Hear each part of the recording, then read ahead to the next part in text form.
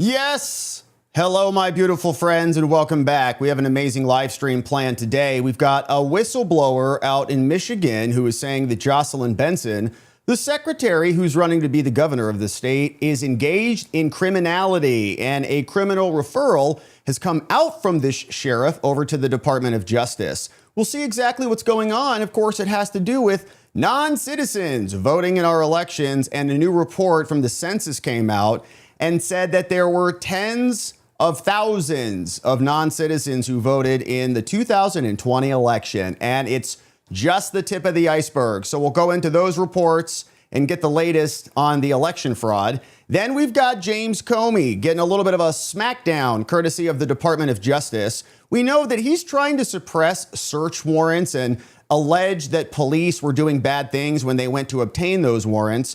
And now we're learning a lot more about Comey and his wife and the fact that she evidently Googled what 8647 meant before James Comey posted about it over on Instagram, leading to the concept that he knew what he was doing. He knew that it meant to eliminate and remove and unalive.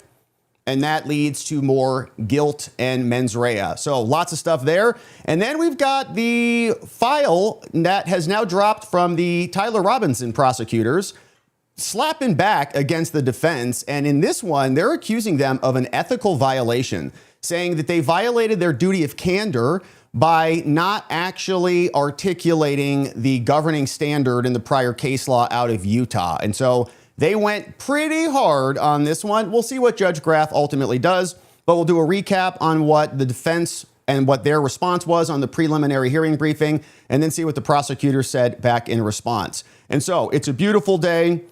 Tubes are working other than on locals, and they have an outage across the board. So we're sorry that we're not seeing you over on the locals, but it's not just us, it's everybody. And so everything else looks like it's coming through loud and clear. We're excited about that. That means we can go ahead and get started. So let's do it, shall we? Jocelyn Benson, the Secretary of State out of Michigan, now in big trouble. We have a sheriff from inside Michigan who is explaining that he got a whistleblower who came to his attention, who's articulating a big problem inside their election systems, saying that there are actual non-citizens who are being registered onto the rolls. People know about that. People are saying, we'll fix it on the back end, but that's not even possible. And so now this guy, Sheriff Dar Leaf, excellent name, is explaining that he sent a criminal referral over to the Department of Justice so that they can come down and investigate all of this. And we'll listen to him, but remember that this backs up some other details that we saw. Here's where this guy comes from. Berry County out there, the sheriff's office provides a full spectrum of services to support their communities, including election integrity problems. And not long ago, the Attorney General out of Michigan, she confirmed this for us. They announced charges against 5 non-citizens for voting in 2024. We've always said that each one of these announcements was a limited hangout. They're just giving us a little bit of a tidbit here. Eat on this, while the real truth about the extent of the problem is all buried underneath. And we went through this before, but as a reminder, we had several people, some of whom voted multiple times, all got hit with felonies and misdemeanors for serious problems in their system. Now we've got a new sheriff who says, you don't even know the half of it. It's all institutionalized. It's all part of the actual mechanics of the registration. They get ballots. And here's what happened when this whistleblower came to him. It's a beautiful Tuesday morning here in Berry County, Michigan. I'm Sheriff Dar Leaf. An employee of the Michigan Secretary of State's office reported to me that non-citizens are automatically registered to vote when they change their address. What? The confidential informant provided evidence that the customer and automotive record system is programmed to congratulate and inform non-citizens that they are registered to vote. When the confidential informant provided proof to her supervisor that non-citizens are automatically registered to vote, the supervisor stated that the county clerk would identify the non-citizenship status. Unfortunately, ladies and gentlemen, this is not true. The county clerk is given access to the qualified voter roll after the Secretary of State registers a person to vote. The qualified voter roll does not designate a citizenship status. Once a person is registered to vote, they have the ability to receive a mail-in ballot or vote at the poll with their ID card. The polls do not verify citizenship status.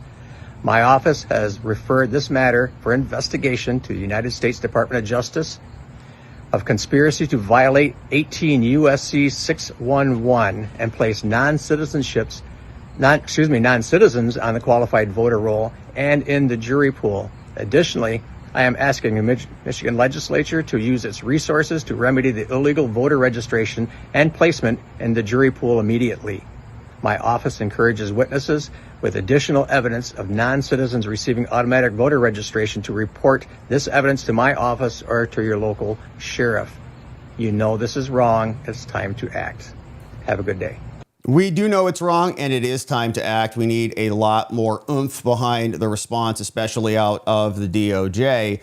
But let's break down what he said, because there was a lot there to unpack. And so the article that we're going to take a look at came over from the Midwesterner out there in Michigan, and they're walking us through exactly what's happening. The argument is that, okay, so what if they end up on the state roll? We don't care, because once the state roll is then passed to the counties, and then the counties actually govern the election. They have the list. People come into the election polling place. They say, hi, I'm whatever, and I need to vote. They will open it up, and they'll do some validation on whether or not that person is a citizenship once it comes down from the top down into them.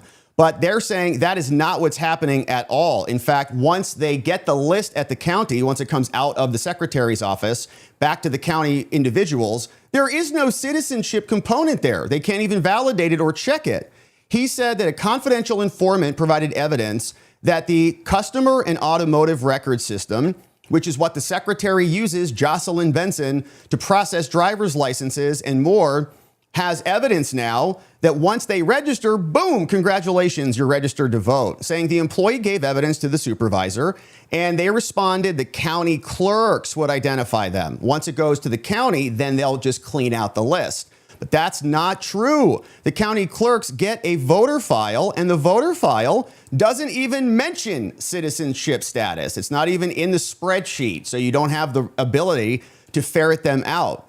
Once a person is registered to vote, they have the ability to get a mail-in ballot or to vote at their polling location with their ID card. The polls do not verify citizenship status. So a non-citizen can go get an ID card, right? Doesn't have to be validated as being a citizen. Then as soon as they get on the list trickles back down to the counties. They show up and they can vote. Now, the revelations came just 1 week after Dana Nessel, the AG, came out and said, oh yeah, it is happening. And her office referred 16 other non-citizens and had another 22 cases, many of these people voting in 2024. 6 cases have resulted in criminal charges. 10 were closed out without charges. And she said that these other ones that they could not charge were due to the fact that they may have relied on the government. In other words, estoppel. So the government induced them or gave them a ballot, mailed them a ballot. So they said, oh, well, if you sent it to me, then I guess I'm allowed to do this, right? And so I can't prosecute them because I can't establish intent of them to violate the law. So Benson's office then cited an outside expert back in January. She said, we have very clean lists. We are the standard bearer for clean voter lists, even though they're fighting hand over fist to prevent the DOJ from getting access to those lists. And did say, well, Michigan knows how to run safe, secure, and transparent elections. The whole thing's a scam. And we just learned that Jocelyn Benson, in another lawsuit brought by a town clerk, was ordering the clerks to delete the files from the elections, even this past August primary, ordering them to delete them within 7 days or they'll be in violation of state law and they'll go to jail. Of course, we know there's a conflict with that law because under federal law, you got to keep the list for 2 years. And so if you violate them at the local level and don't delete it, you violate state law. But if you do delete it to comply with state law, you violate federal law. And so now they have been sued, and that has resulted in a stay. So the deletion is not happening right now while the courts flesh through this. But federal law says you can't vote in federal elections. So Leaf said, I'm referring this over to the DOJ. Hopefully they take it and investigate it because we've got elections coming up soon. Now, in addition to that, we're learning that the Census Bureau is also now revealing to us that there are over 24,000, take that number, non-citizens who voted in the 2020 election, not were registered to vote, actually voted. 24,000 non-citizens voted in 2020. And let's not forget, the entire election was really hanging on about 40,000 votes, 44,000 give or take, in the key swing states, Arizona, Georgia, and Wisconsin. You add those up, those go the other way based on 40,000 votes. What do you get? A 269 to 269 split goes to the House of Representatives. Trump gets reelected. And this is just the tip of the iceberg, says the Census Bureau. They've just started their investigation. They gave us a full report on this. They said in an initial report that they've got another 32 million voter records to be analyzed, and so a lot more to go. That number may continue to go up and up and up. But here's what they revealed to us.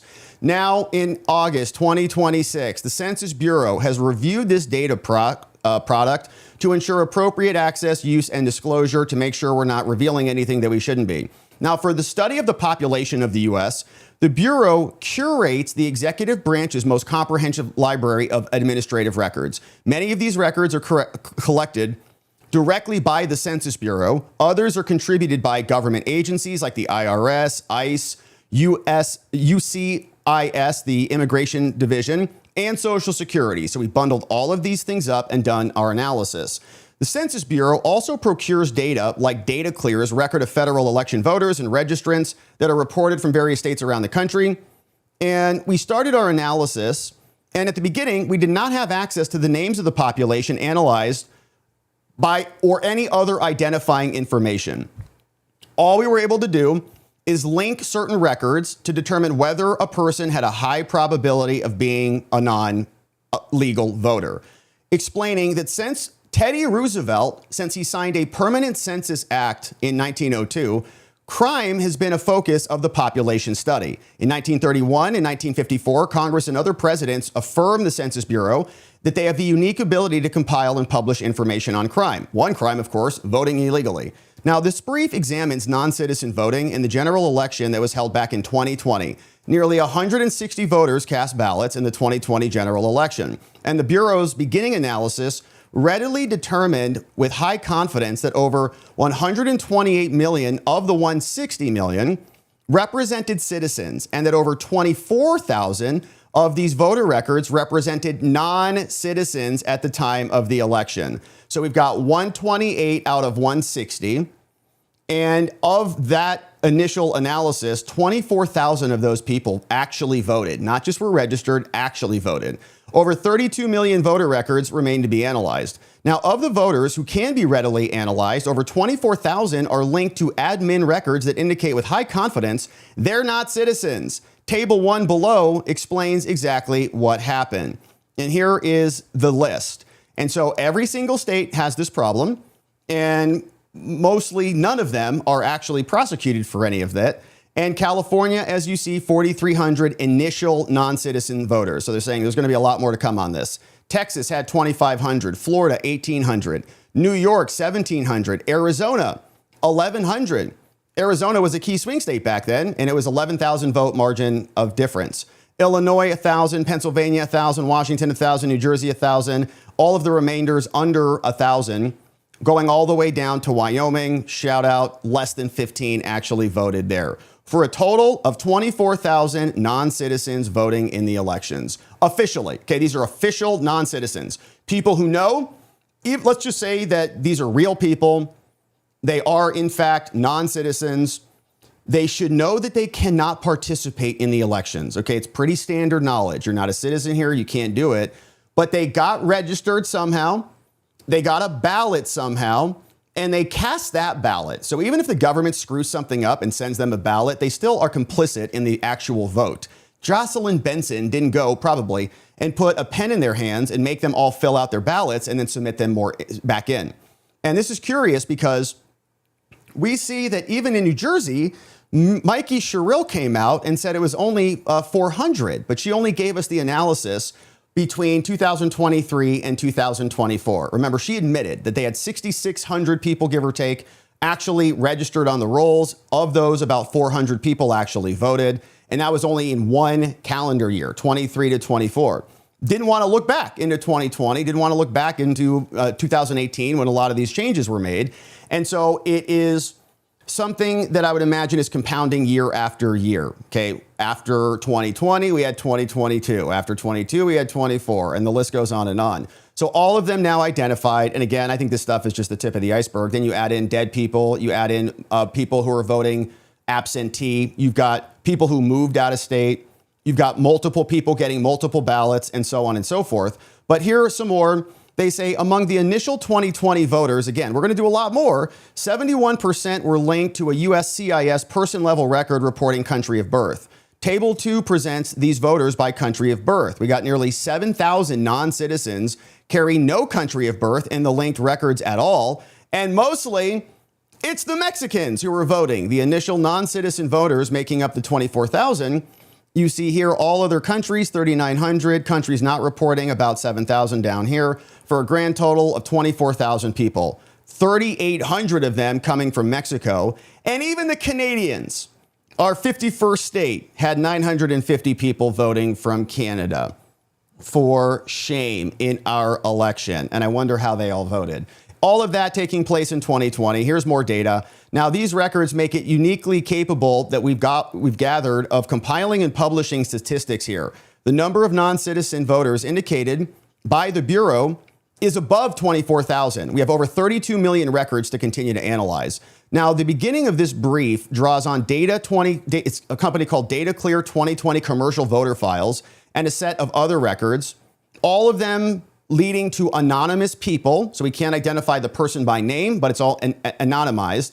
And the voter file supplies both the registration universe and the vote history. It's a national compilation of state registration rolls, vote history extracts.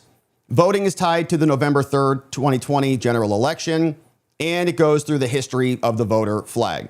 Every record reaches a voter only through a match to this file. Now, because this beginning brief rests on the Data Clear file, the file is checked against every independent official benchmark, including the Election Assistance Commission, the government's compilation of turnout counts. The comparison is one of magnitude, not of individuals, and the count of flagged people of having voted in 2020 is a count of the ballots cast, which is what certain measures actually count. Nationally, Data Clear captures 146,700,000 of the 159 million total ballots across 50 states and DC, or about 91%. Okay, so there is about 9%, 8% of other data that they're not even capturing here. The match is close and stable. Most states fall between 87 and 94% of certified ballots cast, with no state exceeding the official count, though a few sit lower in Utah and elsewhere. So here you can see they've got good coverage in a lot of the states, like Kansas 92%, Kentucky 92%. Let's take a look at some of the lows. We've got 87% in Missouri. We've got, let's see where some of these other states are. 74% in Utah, maybe the lowest of them all, for a total of an average of about 91% capture. And now we see that a person enters the non-citizen universe by appearing in a federal non-citizen source. Sources are immigration, ICE records, visa records. We've got taxpayer numbers, social security numbers, citizenship screens, and more. And of the highest confidence here, 96.4% carry a documented citizenship record. So we're just cross-referencing all of the materials. Walk us through the methodology, the candidate pool, and we've got a couple of examples here that show how this whole thing might go down. So one example, think about a lawful permanent resident who got a green card in 2005. Okay, not a citizen, can't vote, just lives here. Then is registered to vote, takes the oath of citizenship in 2015 and votes in 2020. They may appear in an immigration record as a non-citizen, which is why they're in the pool, but then the screen also finds the naturalization oath in 2015 and then that's 5 years before the election. So they can establish that, they can remove them from the non-citizen count. And it looked like the number was much bigger, 63,000 people were in the non-citizenship bucket, but then they naturalized, and of course we made them citizens. You can also then get a lawful permanent resident who got a green card in 2016 and voted in 2020 with no oath, no passport or more. Every record the government holds for this person looks like non-citizen, and nothing rebuts it. So this person is then counted as a non-citizen, and of that bucket, we've got 24,000 voters in 2020, which is like a massive number. Every one of those votes disenfranchised some Americans. So we've got 24,000 Americans who had their votes ripped away from them, and they will continue to lecture us and say it's not a big problem. Okay, so what? It's 24,000. The 2020 election was only dispositive by about 45,000. So it's not a problem, which is why we don't need the SAVE Act at all, and everything can just continue onward without any concern. And I would imagine that now that we've got the aftermath of Joe Biden, let's not forget that after 2020, Joe Biden came in, opened up the floodgates, perverted the entire immigration system. I would imagine that they went hog wild in just enabling more people to get on the rolls. And so any effort to reverse any of that has been met with an avalanche and an onslaught from leftist law firms like the people over at the Mark Elias Democracy Docket, saying, don't look at the list, don't check them twice, don't find out who's naughty or who needs to be deported by ICE. And now we've got a criminal referral going over to the DOJ saying that it's literally part of the system, just like we saw in New Jersey. Oh, it was a glitch. No, it wasn't. It's part of how you register these people. And it's also the reason why they get so freaked out when you say we're going to send an ICE agent into a polling location, because there's tens of thousands of non-citizens on the rolls. And now we know it's very difficult to prosecute them. It's hard to get the files. Even Dana Nessel, she'll prosecute less than half of them. She gets referred 20-something cases, only refers like 6 of them for actual prosecution. And then the rest of them, I can't prove intent because we sent them the ballot. So if the government then enfranchises them, it's not a crime and nothing can be done about it. So the scam will continue until the arrests improve, or at least some accountability at these Secretary of State levels. And now we're going to keep our eye on this one. So over to you, Todd Blanche, over to the DOJ. We've got multiple bits and data points on this massive fraud that's happening. So hopefully they can take it and respond, open investigations, file criminal complaints, or indict their booties soon. We're going to keep our eye on this, all of the other election fraud that's happening. Thank you for joining and subscribing as we do. All right, now let's turn our attention to James Comey, because James Comey is getting blasted here today by the DOJ. James Comey and his wife in big trouble now that the DOJ is actually responding to their motions to suppress. And in it, we're going to learn that James Comey's wife evidently Googled what 8647 meant before James Comey posted it on his Instagram. In other words, leading to indicia that Comey knew the actual definition of what it means to 86 somebody and posted it anyways, contributing to the mens rea, to the guilty mindset necessary for criminal prosecution. And so here's what they wrote in their brief. This is from the DOJ. The case, of course, is the United States of America versus James corrupt FBI Comey. And what Comey was asking for was a Franks hearing. And just a little bit on that, a Franks hearing is this hearing whereby the court can convene an evidentiary hearing. A search warrant has been granted.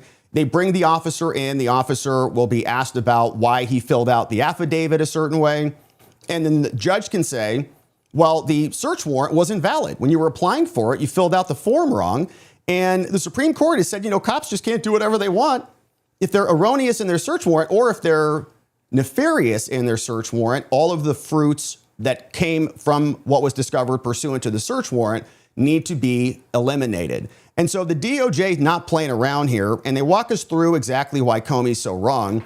They say Comey is now here, and he's seeking 2 search warrants. He wants them to be suppressed. He accuses the FBI of intentionally and recklessly omitting material facts. But here, the government didn't do that at all. We presented the truth of what Comey was involved in, and now he is calling his wife a liar, not us. The agent didn't say anything untrue or inaccurate at all, and so therefore Comey's motion should be denied. We read that previously. They were very upset to learn, I think, that the government was tailing James Comey. They got search warrants for his Verizon data. They wanted to go get the original source of the 8647 image, which Comey never gave over. And now we're learning about the wife's Google searches. So in this motion, Comey relies heavily on three misplaced arguments. He says that first, the government didn't inform the judge about the mafia's use of the term 86. Other definitions of 86 apparently means you remove it from the menu or something. So when Comey said 8647, he meant remove Trump from the menu. Which even if you accept that euphemism, I think the only way you can do that is to unalive him. Because they're not going to 25th Amendment him. Or is he talking about impeachment? Is that what 86 means? Impeachment? Does 86 mean 25? I don't think so. So to remove somebody off the menu is to, remove them. But they are now saying the search warrants were all necessary to peer into Comey's mens rea, his state of mind. That's why they asked for these things. And then secondly, we've got Comey also saying that they misrepresented person one. We know that there was this other person who was communicating with Comey's wife, and person one was not a big fan of Comey at all. And he actually, in the interviews, was saying, I think Comey belongs in jail. But Comey ignores the fact that he makes appearances in the search warrant as part of the narrative. He's actually supporting the search warrant, but he's not necessary in order to get the search warrant. In other words, you could take person one out of the search warrant and we could still get it.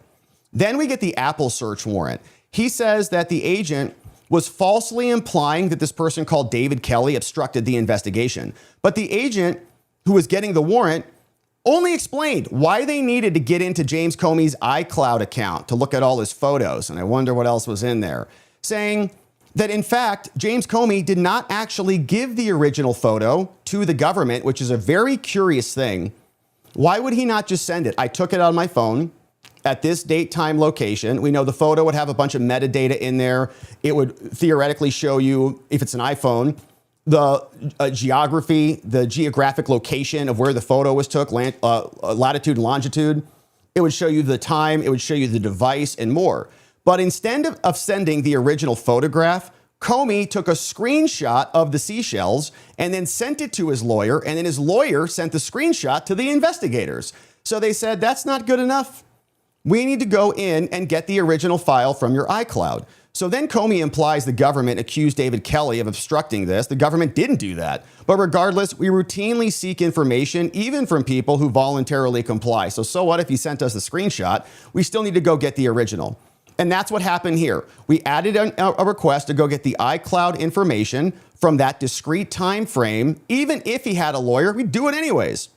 Now, similarly, Comey is also complaining that the government accused his wife, Mrs. Comey, of lying to investigators by failing to tell them that she Googled the meaning of 86 before James Comey's posts. Okay, she said originally that she Googled it after the hubbub. Comey posts it. Everyone says, wow, this is crazy. The former FBI director is intimating that he wants Trump to be eliminated. And then the wife says, why is everybody so mad? I don't understand. She Googles it and says, wow, it could mean kill. Tells Comey. Comey then says, oh, I learned about this, and now I've decided to delete the photo.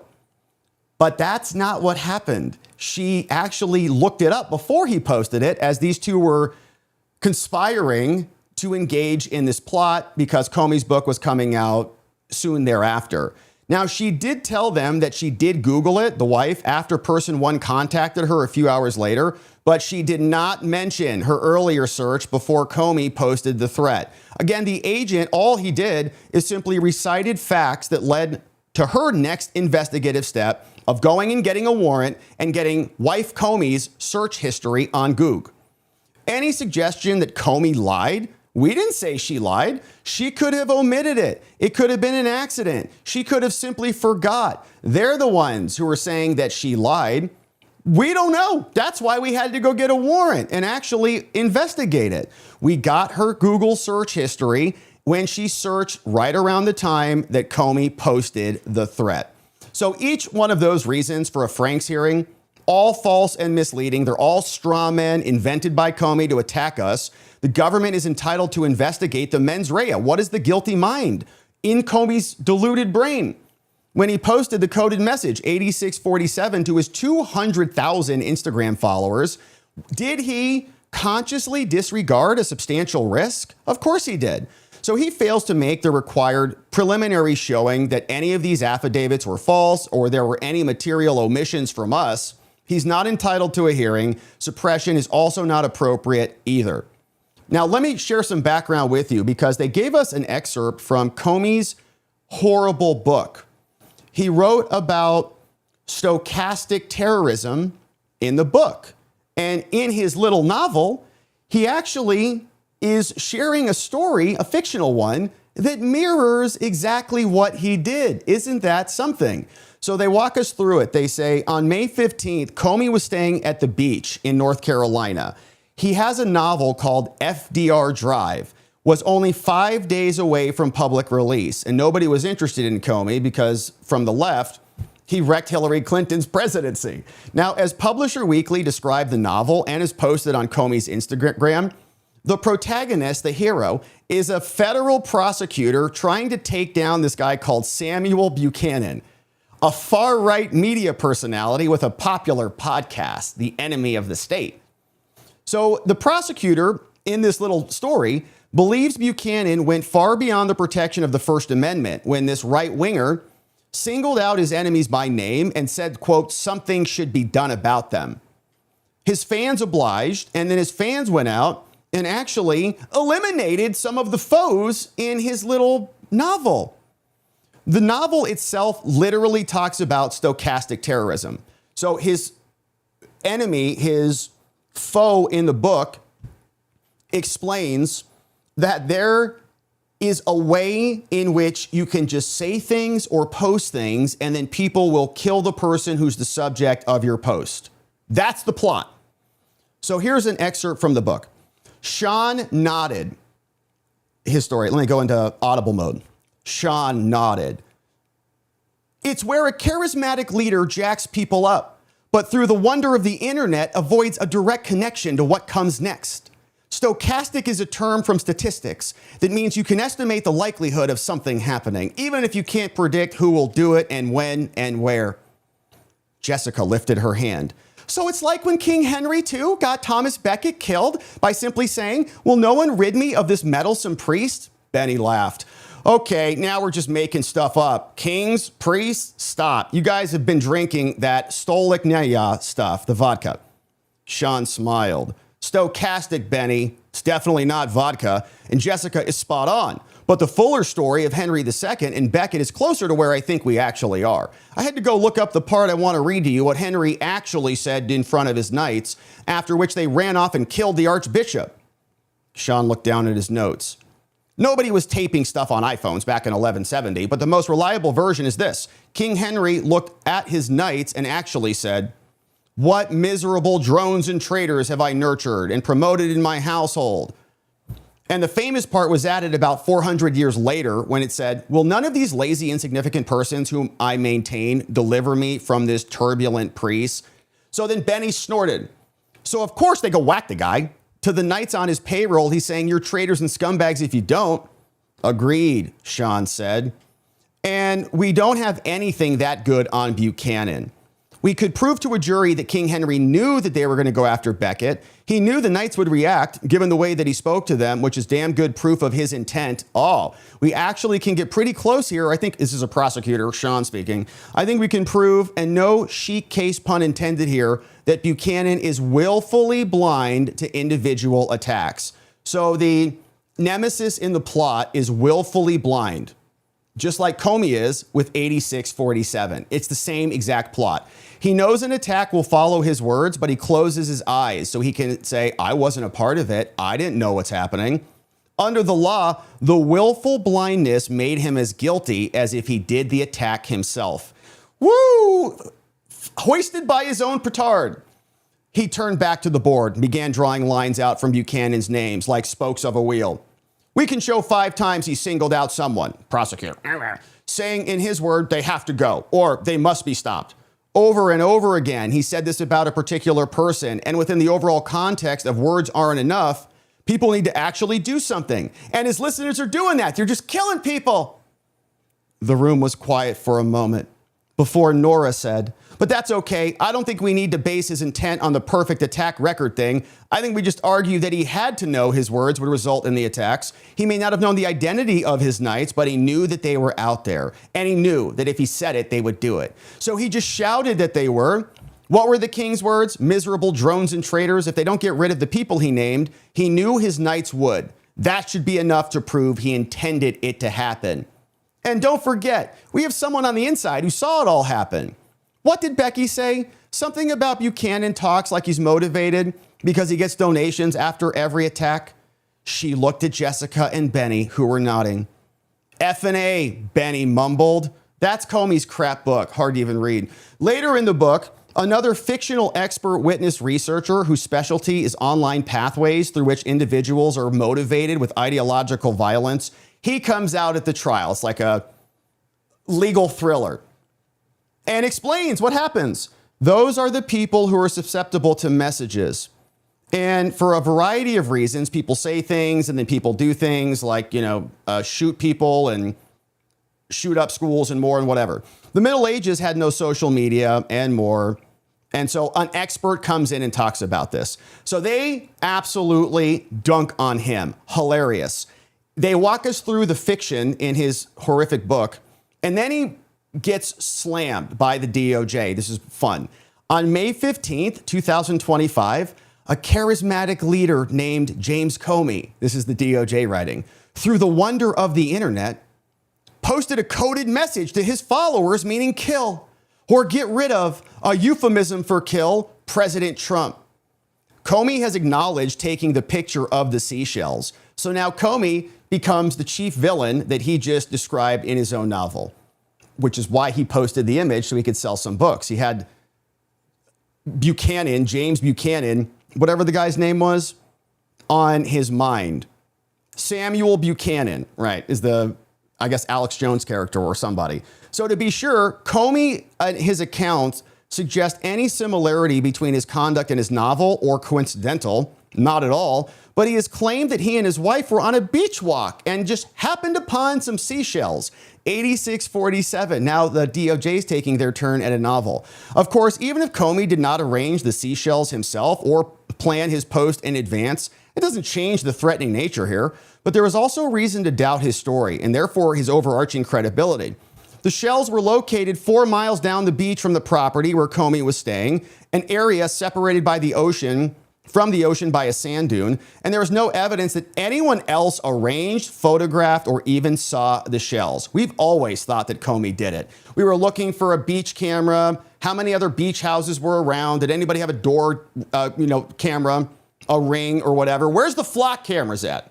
In any event, we can't prove that he actually made the little formation. He probably did. But in any event, at 3:12 p.m., Comey's wife sent him a screenshot, including what appeared to have been a crop definition of U.S. English slang, indicating that 86 means to get rid of or refuse service.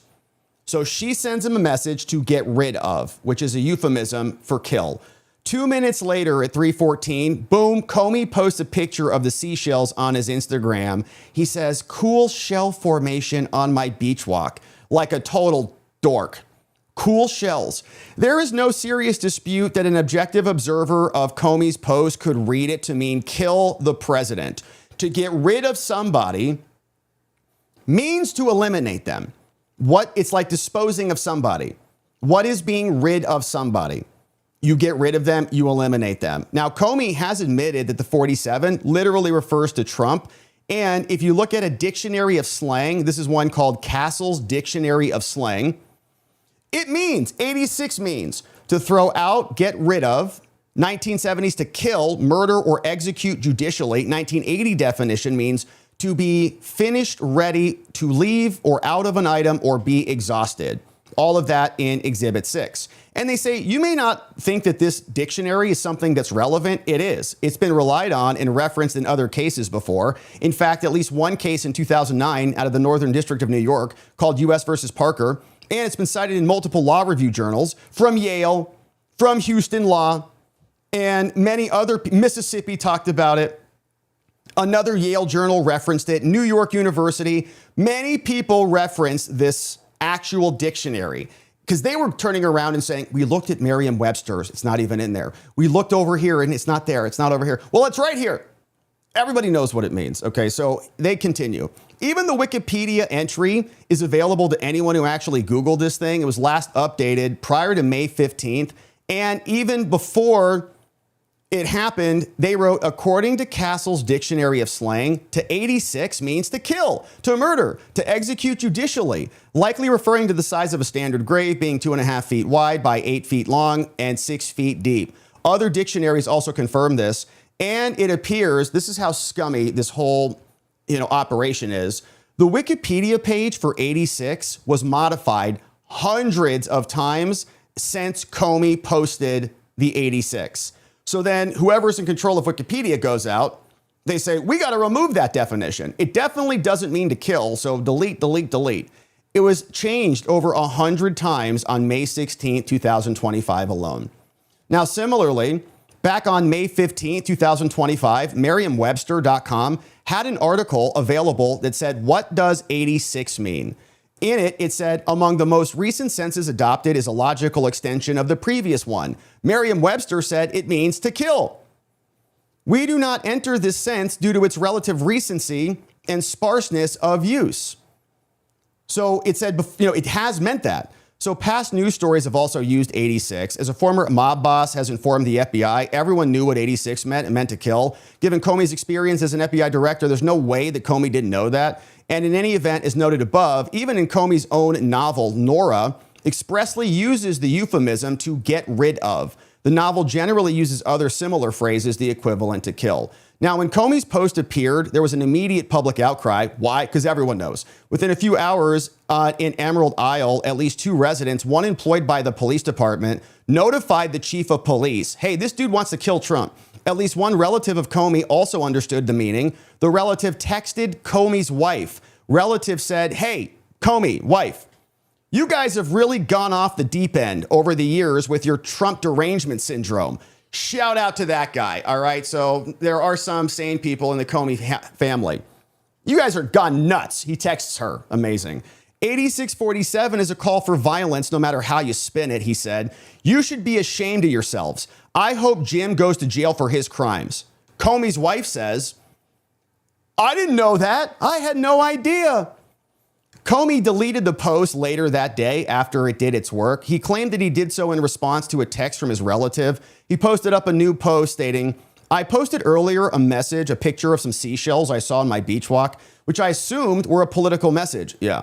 I didn't realize some folks associate those numbers with violence. It never occurred to me, but I oppose violence of any kind, so I took the post down.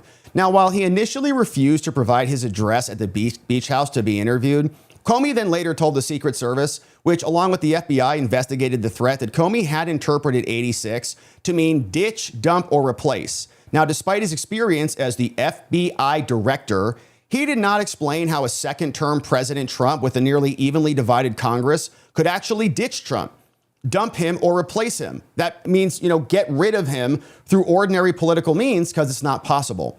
Now, as the post continued to generate controversy, Comey sent a text message stating the following, quote from Comey, this is provoking me to be more vocal, and I will start next week in New York City, including a return to Colbert. He went on the Colbert show, and those two, patty caked each other. Now, the next day, Comey's agent texted him. He said, hey, Jim, I'm sure you're dealing with a lot of BS right now. I have a message from ABC, which I'll forward to you. Let me know if I can be of assistance. Comey responded, thanks. It is truly crazy, but I'm not speaking to any media.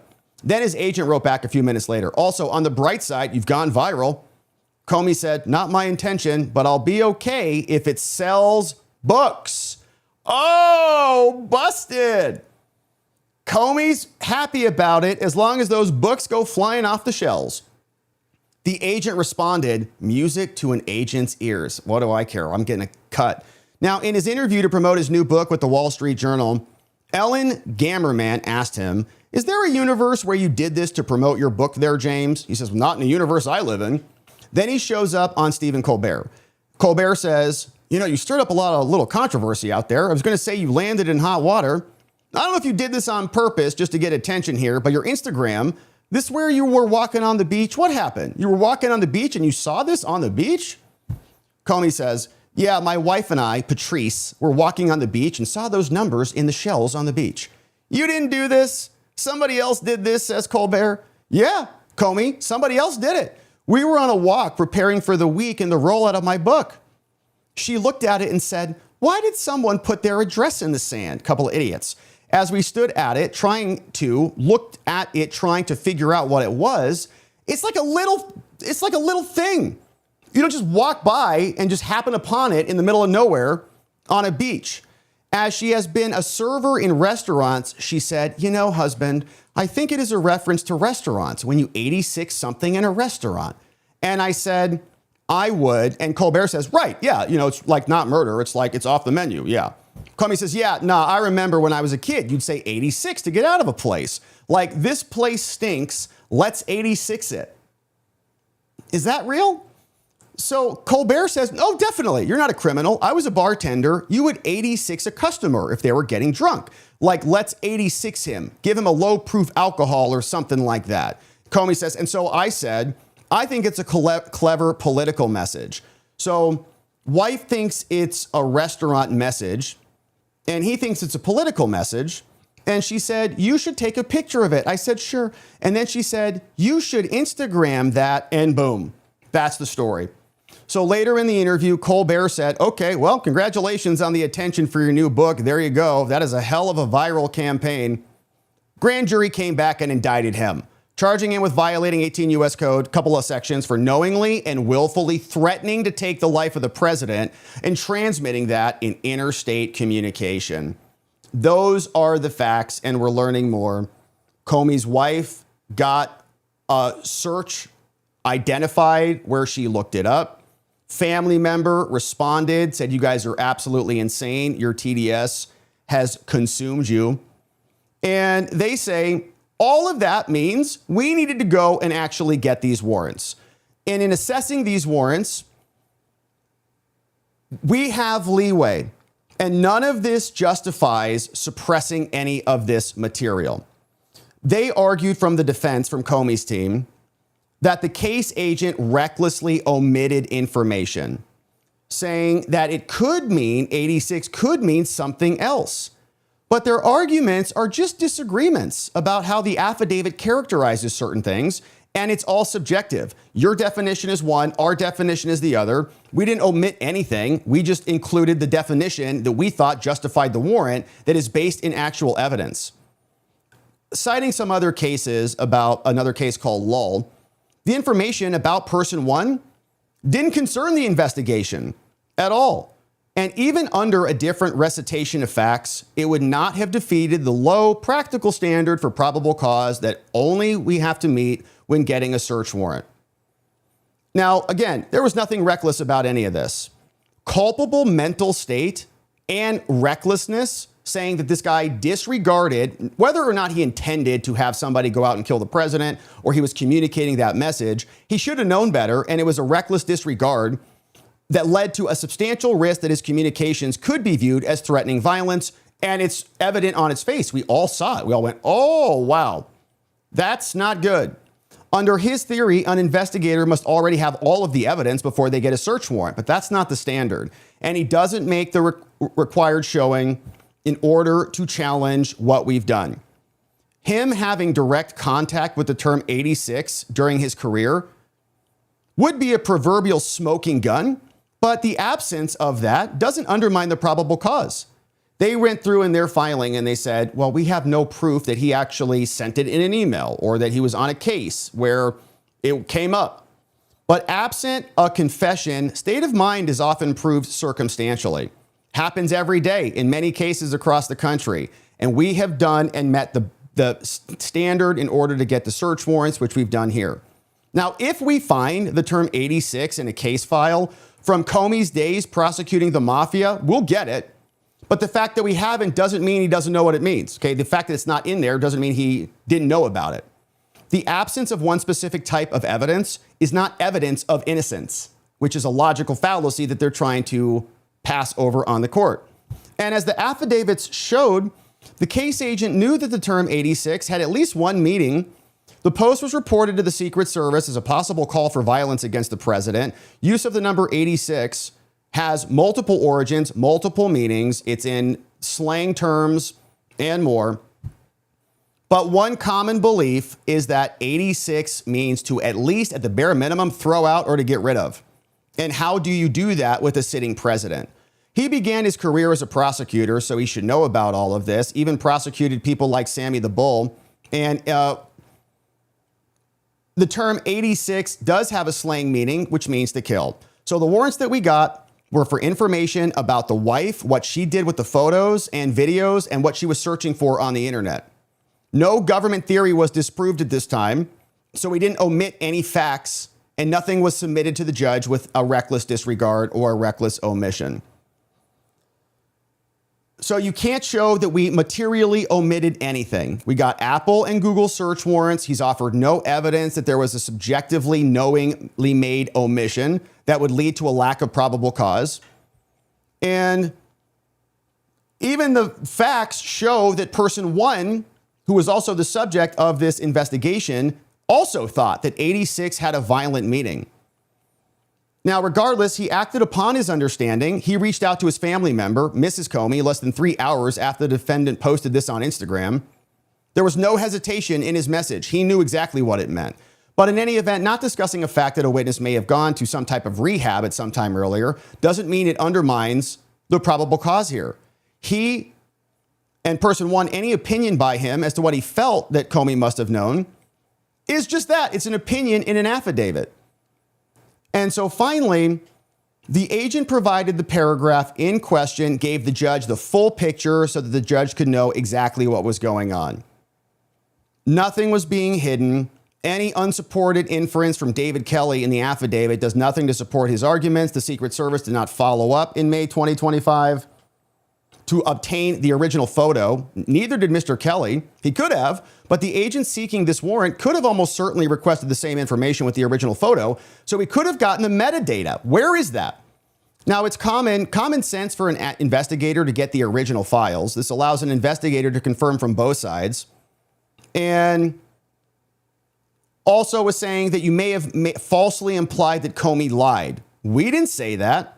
All we did is say that she actually did search for it before. According to Meta returns, okay, so from Facebook, Comey posted the 8647 post to Instagram at 3:14. That was 2 minutes after wife Patrice sent him a screenshot of the definition of the term 86. The screenshot was an internet search of 86. During her interview to the Secret Service, Patrice, the wife, admitted that she performed a Google search, but stated she did so after person one made her aware of the term 86, which is not accurate because person one only messaged them after it was posted. That it could be interpreted as a violent manner. Now, the agent's recitation of the facts laid bare why probable cause existed here to actually get evidence about what happened here. And she, in fact, did that. Miss Comey, is she not a Mrs.? Performed at least 2 Google searches, one before Comey posted his threat, and then one after Comey texted her at about 6:05. But in her interview 2 days later, when she described what happened, she only mentioned the second search, part of the cover-up. The fact is relevant to probable cause. It could have been a simple omission, but even so, it aids in building the probable cause for a warrant as much as a lie would. The difference between omission or lie isn't material. They say that we're saying Comey's lying. We didn't say that. We just said this is the sequence of events that happened. Now, defendant makes no showing that these facts the agents recited are false. Whatever implications or suggestions that they're making doesn't enable them and entitle them to a Franks hearing. They also argue that there's something unusual about the agent, including the screenshot paragraph in the earlier filed Apple warrant and its replacement with Comey. In the earlier Apple warrant, investigators sought the original 8647 threat photograph from his iCloud. They got it when Apple returned that warrant. Woo! Once they obtained it, the facts surrounding the provision of the screenshot instead of the original photograph had no relevance, which is why we swapped the screenshot out with the photo. So they got the OG photo. Similarly, there is Mrs. Comey's discussion of the Google searches had no bearing on asking the judge to get access to the iCloud. For obvious reasons, her statements in that interview are relevant to getting her search history. And again, any implied wrongdoing is from them. We even say maybe she just forgot. So they additionally argue that the usual explanation that the affidavit was drafted in the midst of an ongoing investigation simply doesn't apply here. There's no argument that we shouldn't have gotten a warrant. Sometimes evidence is destroyed, so we had to move quickly.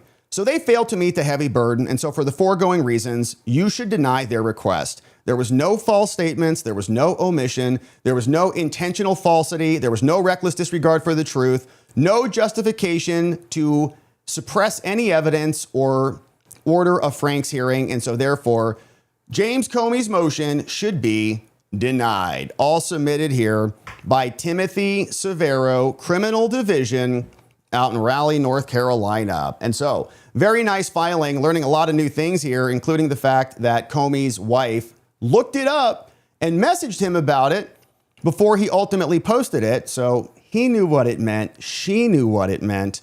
And they're very upset that they went and got these warrants so quickly. So now they're trying to unwind them to say that they were illegally obtained. There were key omissions and material failures to include key information.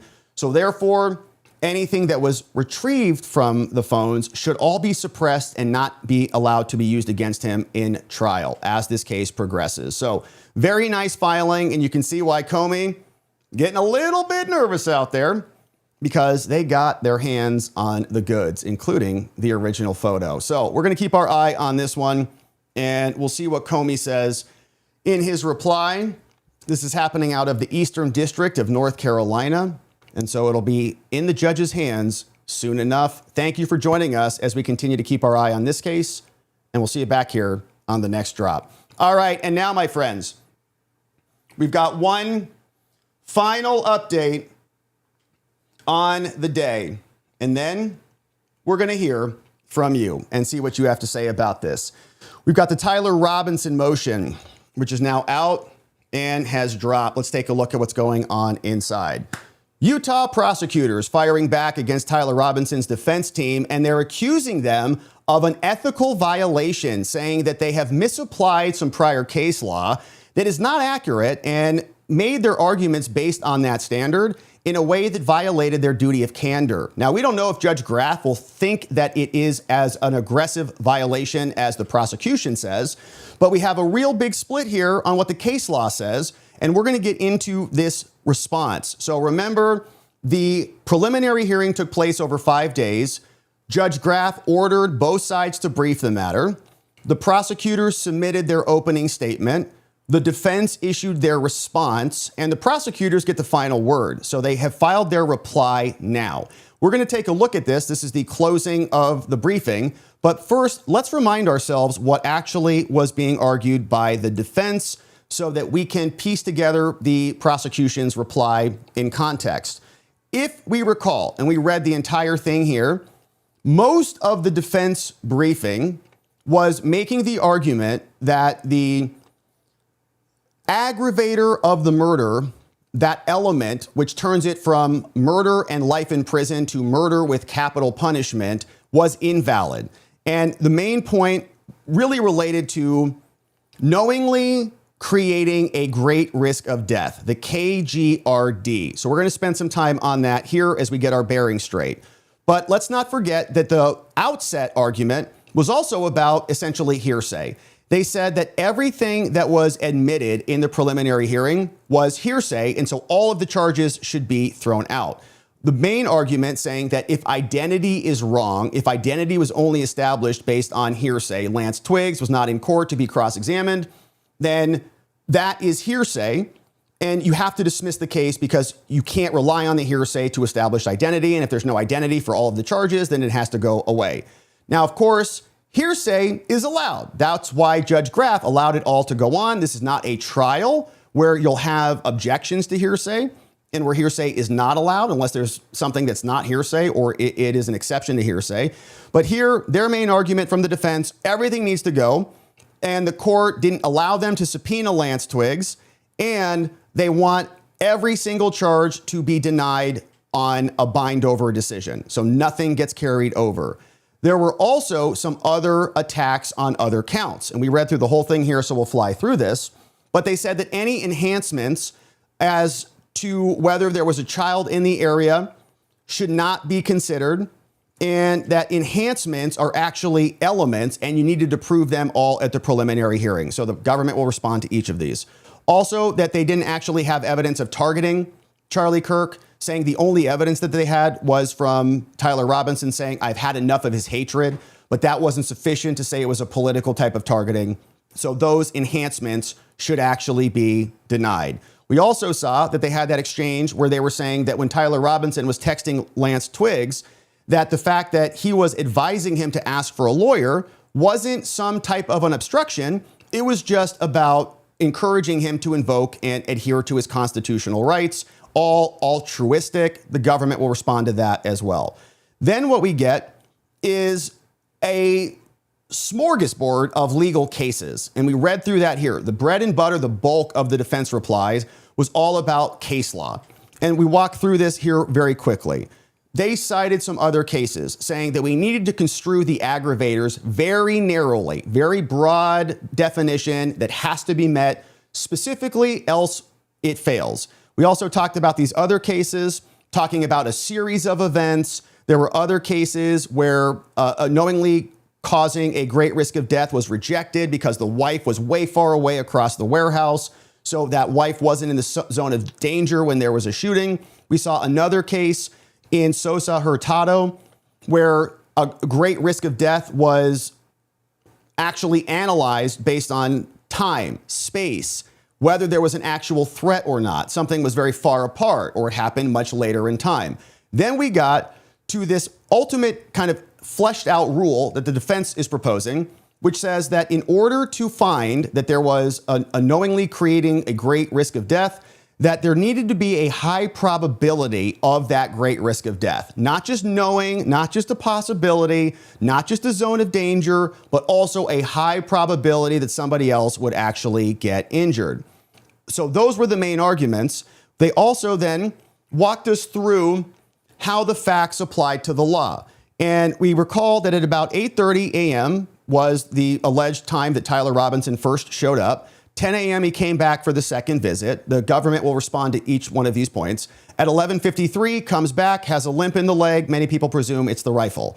12:22, on the roof, drops prone, and only has 35 to 44 seconds to actually take the shot. The defense made the argument that if that is the case, essentially he pulled up the rifle and boom, targets the neck of Charlie Kirk and misses everybody else in the vicinity. Can't see anything else.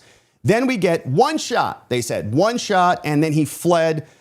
The spent case remained chambered. The bolt was never cycled. And so it was one shot. He hit his target. So there was, in fact, no great risk of death to anybody else. And he definitely didn't know that he could have done that. We then also saw that they are making this argument about speculation, okay? There's going to be this big back and forth between speculation and a reasonable inference. If you see something, can you infer from that fact that something else may have happened? In circumstantial evidence, we say, you go to bed, there's no snow on the ground. You wake up, there's snow on the ground. Can you infer that it snowed last night? Yeah. There's another possibility. Somebody could have come with a big fat dump truck and dumped a bunch of snow on your front porch, but maybe it also snowed, right? So you can have a reasonable inference one way or the other. So they said that you had, in order to actually meet a knowing risk of death, you would have to go through this ladder. And they said you can't do this. One, they say, how can you prove that he saw security personnel through the scope? They said you don't have any evidence of that. You're just inferring that because there's no evidence. You can't get into Tyler Robinson's vision, into his brain, and see what actually happened. Did he know that there were people behind the tent? The defense says, in fact, the state's evidence says that there was no one behind the tent. There were photos, nobody was back there. There was testimony, nobody was back there. They also argued that the fact that there were 4 cartridges in there doesn't mean that he knew that he would miss. He could have just been very confident and just had 4 cartridges, but not, in other words, that he was going to miss on the first shot, knowingly cause a great risk of death to other people in the vicinity, and then recycle and take another shot. Then they also brought in the old targets. We saw a lot about that, but the defense said there was no date on the target, no weapon. We don't even know what the conditions were when that target was shot. Then, of course, the rifle being disassembled, the screwdriver doesn't prove that it was or wasn't. And so the defense referenced back to this case called Crystal Ball, saying you cannot stack inference upon inference. You can't create this chain. And they also said in every other case that they identified where they actually upheld knowingly creating a great risk of death, it was much worse than what Tyler Robinson did. This is the defense argument, saying in other cases, there were multiple shots. There were actual other bystanders who were physically hit. It was happening in enclosed spaces where there was a bouncing or a ricochet of the bullet. But this case was different. It was one shot, one hit. It was open air. No one else was touched at all. And ultimately, one single shot that actually hits the intended victim cannot be sufficient for knowingly causing a grave risk or great risk of death. So in conclusion, they wanted the aggravator to be struck down. So that is not bound over. And that would turn this case from a capital case into just a murder case with the possibility of life in prison. They also spent a lot of time on this line of fire. We talked about this as well. They said, so what if there were people in front of Charlie Kirk? They were not in the line of fire. Why? Because the bullet came from above. They said that Kirk was elevated up on a chair. Everybody else was down in a pit. The questioner was below and east of him, so they were not in the line of fire. And the prosecutions used the same analogy that we used when we were reading this thing. Then they wrote the bullets traveled over the heads, not through the crowd. And so therefore, the line of fire argument fails, and the line of fire is not an actual zone of danger. Okay, so that's the main summary of the defense response. Let's see what the government says hitting back. And they are saying they have committed ethical violations in those arguments. Here's their explanation. They say, first of all, the defense does not even challenge the substance of the evidence demonstrating that he was the person who crawled to the sniper's perch on the Losi building rooftop, fired the fatal shot that killed Charlie Kirk, hid the rifle in a wooded area, got rid of some of the clothing he was wearing, and told his roommate to delete their text about the shooting. They didn't even really mention most of that in their original response. Rather, he merely asserts that he repeatedly rejected this procedural mechanism, the claim that the overwhelming evidence established by some of these facts cannot be introduced, right? It's the hearsay argument. You're connecting the dots. You're saying you have a properly identified person who did these things. The identity cannot come in. So therefore, if identity can't come in, all of the other elements are basically moot. You might have somebody who did all of these things, but not this guy. So we're not going to respond to all of those other things because you haven't properly established identity. All of the other components come after identity. So they just kind of bypassed explaining everything by just saying identity is bad. Now, the defendant, therefore, raises no valid challenge to the evidence supporting count 1 as to at least murder, count 2 as to felony discharge, counts 3 and 4 for obstruction, or count 5 tampering with a witness. Continuing on. Their main challenge and the bulk of their response, we read through the whole thing here, like, I don't know, 80% of it was about this, was that they're challenging only the knowingly creating a great risk of death to another. That claim is based on his misrepresentation, which is a strong word here, of both the evidentiary standard at a preliminary hearing and the actual test to establish aggravating circumstances. Okay, you're being a little dishonest here. Now, as for the standard, the defense erroneously asserts that a magistrate judge engages in speculation when he chooses between the reasonable inference that supports guilt and a competing innocent inference. So again, you have the snow on your front porch. How did it get there? One inference is it snowed. One other inference is that somebody took a dump truck and dumped it out there. So if a judge then is taking an inference from the state, which says it snowed, there were clouds, it snowed, and accepts that, the defense they're arguing is saying that is speculation. And they offer another inference that they say should take higher precedent. But they write that's not accurate, okay? The Utah Supreme Court rejected that, a fact that the Utah Court of Appeals has repeatedly recognized. But the defense ignored this controlling case law and have therefore violated their ethical duty of candor to the court. You can't misstate facts to the court. Contrary to their argument, these cases established that when a fact finder chooses between reasonable inferences at a trial, whether it snowed or whether there was a dump truck, it is properly fulfilling its fact-finding role. That process is not speculation, it is inference, and they're trying to reframe everything as though it's speculation and not allowed. Thus, even at a trial, a fact finder is free to choose between reasonable inferences. But this is not a trial. This is a preliminary hearing where this court is not actually a fact finder at all. The judge doesn't have to decide the facts. Instead, this court is duty-bound by law to draw all reasonable inferences in the state's favor. It's actually written and encoded in the law. The benefit, the tie goes to the government.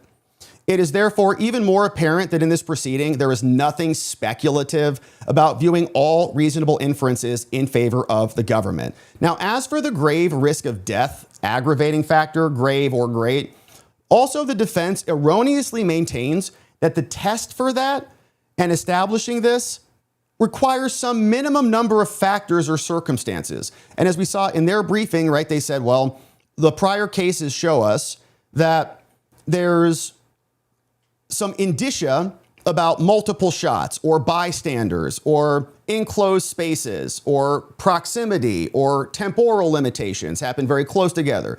They say that's not true at all. In fact, the Utah Supreme Court has expressly disavowed this. The governing test is this: whether a defendant knowingly created a great risk of death to another. That's it. The evidence here easily establishes at least probable cause to believe that when Robinson had that, when he intentionally fired his high-powered rifle toward a crowd of thousands, several of whom were in the line of fire between him and Kirk, others were in close proximity to Kirk, and the evidence is more sufficient than to support even a finding beyond a reasonable doubt, which we don't need to get here. This is a prelim. All we need is probable cause, but it's even worse. Also, the challenges on witness tampering and child presence, those are also improperly drawing inferences in the defendant's favor. They're ignoring evidence. So you're saying we can't draw inferences because they're speculative, but then you're asking the court to draw inferences for you. So that's not right. Finally, they also misrepresent this other case, a Supreme Court case called Apprendi coming out of the U.S. Supreme Court in 2000, in arguing that sentencing enhancements for violent offenses and the elements must be proven now. But that's not what the case says. And so there is a misrepresentation going on across the board, saying they misrepresent the standards on preliminary hearings. Supreme Court explained that when a jury chooses between reasonable inferences to reach its verdict, that is not speculation. Even more true at a preliminary hearing here, when the law says that all the inferences that are reasonable must be drawn in favor of the state. So even if a jury does that, they decide, well, I mean, there's tire tracks. The neighbor heard a truck backing up, beep, beep, beep. Maybe some other witness says, it seems like somebody dumped something on your front porch. It looks like snow. People can say, oh, I don't know, it could be either one. Because he ignores the case law that rejects the logic on which his argument depends, the defense erroneously labels speculation many of the arguments about the evidence that is leading to a reasonable inference. They walk us through it. Now, although the evidence demonstrates that, one, there is a clear line of sight between the sniper perch and Charlie, and that others were near Charlie when the shot was fired, they assert that this court would be engaging in speculation to infer that Robinson actually observed security personnel there, or standing near or directly between him and Charlie, saying, you're asking us to infer that he did see them. We're asking you to infer that he did not see them. He just picked up the scope, looked right through the scope, right at Charlie's neck, and hit it on the first shot. Didn't have to pan and zoom and range find at all. Similarly, although the evidence shows that Robinson loaded his rifle with 4 cartridges and had previously done some target practice where he rarely and seldom hit the bullseye and sometimes missed completely, Robinson then asserts that it would be speculative to infer that he knew that he could miss his target. It's not speculation, it's an inference based on the target. So they rely on a case called Cristobal to justify the argument They quote it and they say that when evidence supports more than one possible conclusion, none more likely than the other, the choice of one possibility over another can be no more than speculation. But the Supreme Court in Utah, this is where the ethical problem may or may not come in, rejected that logic in another case that was called Ashcroft. And that fact was also expressly and repeatedly recognized by the Court of Appeals in Utah. So they based their case, according to the prosecution, on bad law. These cases make clear that choosing between competing reasonable inferences is not speculation at all. It's exactly what the jury does. Both sides make their arguments.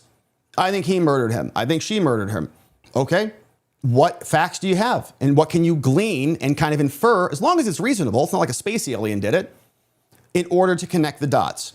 So they explain, your case law was bad. The defendant in the Ashcroft case, which is now the governing law, said that the existence of innocent inferences for his presence in a known drug area where he had a large amount of cash rendered the evidence insufficient for a conviction. Guy says, yeah, I mean, I had a lot of cash. I was in a drug zone, but I was going to go buy a diamond ring. Consistent with the Court of Appeals reasoning, Ashcroft asserted that his jury was engaging in speculation. They said, well, you're in a drug area. It's 2 a.m. A lot of drugs are transacted here. You've got all this cash. It makes no sense. He said, but I could have been just walking home from the bank. Supreme Court, though, rejected his argument, explaining that the fact that a court could identify an equally plausible alternative inference is not nearly enough to set the verdict aside, because the law is well established that the existence of one or more alternate reasonable hypotheses doesn't necessarily prevent the jury from concluding that the defendant is guilty beyond a reasonable doubt. It's the jury's province to weigh these competing theories based on the evidence that is drawn, and they can make the reasonable inferences from there. Similarly, the Supreme Court in the holding in Ashcroft therefore overruled the logic in Cristobal. The Court of Appeals has also said that, saying, quote, the fact that we can identify an equally plausible alternative inference is not nearly enough to set a verdict aside. So you can do that. And citing another case, the Court of Appeals also recognized that Ashcroft is a complete repudiation of Cristobal. Indeed, as this court's opinion made clear, we no longer view Cristobal's statement about equally plausible inferences as valid. So in other words, the defense was saying, if I have one theory and you have another theory, they cancel each other out, and it's just speculation because it's neutered. But that's not what the case law says. They completely ignore Ashcroft and the many repudiations of Cristobal, and they hang their whole argument on that bad case. Now, if the existence of alternative inferences is not enough to justify setting aside a jury verdict, definitely not enough to beat a prelim. A jury is free to pick and choose these things, but a judge in a prelim is not. In fact, must view all evidence in a light most favorable to the government and, quote, draw all reasonable inferences in favor of the prosecution. Now, at the prelim, the prosecution is not required to eliminate alternative inferences that could be drawn in favor of the defense. And so viewing all reasonable inferences in favor of the state, it isn't speculation. It's literally what the law requires you to do. So their argument otherwise is based on overruled case law that they're refusing to acknowledge and bring to this court's attention. This blatant omission violates counsel's duty of candor to the court, saying a lawyer must not knowingly or recklessly fail to disclose tribunal legal authority that is controlling, that is adverse to them. And that's pretty aggressive, right? They may just be saying, well, we have a different opinion on this, and we'll see if the judge agrees that this is as egregious as the prosecution is intimating here. They may say, well, our logic was, we were using the logic from Cristobal. This is a case of first impression. All of the other cases were not on point relative to the facts in our matter. And so we think that this would still apply, right? They'll make an argument out of it, but they're saying it is flagrantly relying on bad case law, which would be a rookie mistake. I mean, if they really did that, you're supposed to, validate the cases you put in. But moreover, an inference is reasonable, as opposed to speculative when it's based on evidence anyways. There's no black line between inference and speculation. You need at least a foundation of evidence. And in speculation, there is no evidence to support the conclusion at all. And we've explained this.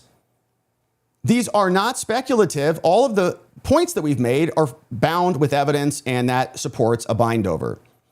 Now, just as he misrepresents the standard governing the prelim, they also misrepresent the great risk of death aggravator. The existence of the aggravator doesn't require a minimum set of factual circumstances. It's not a multi-factor analysis at all. When the evidence is properly viewed under the Supreme Court law, the evidence says it's a reasonable belief that the aggravating circumstance is satisfied. That's all. Here's how it works. They went through the other Sosa Hurtado case. They said there are multiple factors, but it's not. The test is this: did this person knowingly create the great risk of death? That's it. In Sosa Hurtado, there were multiple elements, a range of factors of, quote, possible relevance. We're not establishing a multi-factor test, they said. The considerations are non-exhaustive. They wrote in the case they're not a test, but they ignored that portion of the case. They also urged the court to construe the aggravating circumstance narrowly. The legislature has already narrowed this by requiring what they wrote in there. Knowingly create a great. Knowingly means knowingly. That limits it. Great means great, not moderate. So they can't narrow it down even further. That's the test. Nor does Robinson's defense emphasize or emphasis on language from other cases that there must be a high probability of death. Modify that. It's not in the statute. A high probability of death is just another way to say great risk. That's it. Other courts use the term high probability. It doesn't modify what that actual case said. And it also makes no difference that the facts of the other cases don't fit this one. They spill much ink, a lot. We read through it, detailing the facts of other cases where courts have done this analysis. But the fact that other defendants did more to endanger others, like firing multiple shots, than Robinson did here, isn't persuasive. The issue is not whether another court applied an aggravator in a case with identical or similar facts. The issue is whether the evidence, together with the reasonable inferences therefrom, when properly viewed in a light most favorable to the government, supports a reasonable belief that Robinson knowingly created a great risk of death to at least one other person. That's it. The state has already surmounted that low bar. So the court needs to also recognize that while that prior case analyzed called Sosa Hurtado and applied the factor, the aggravator, it did so in a different context. In that one, Hurtado fired 3 shots at 2 different people. He fired the third and fatal shot at a victim at close range and had his back to the other smoke shop employee. And so the issue in that case was about the scope of the circumstances about the aggravator. The court ultimately held that the relevant circumstances included more than just murder and the act itself, talking about time frames and a series of events. But that's not what happened here. It's not even relevant. This is only a murderous act itself.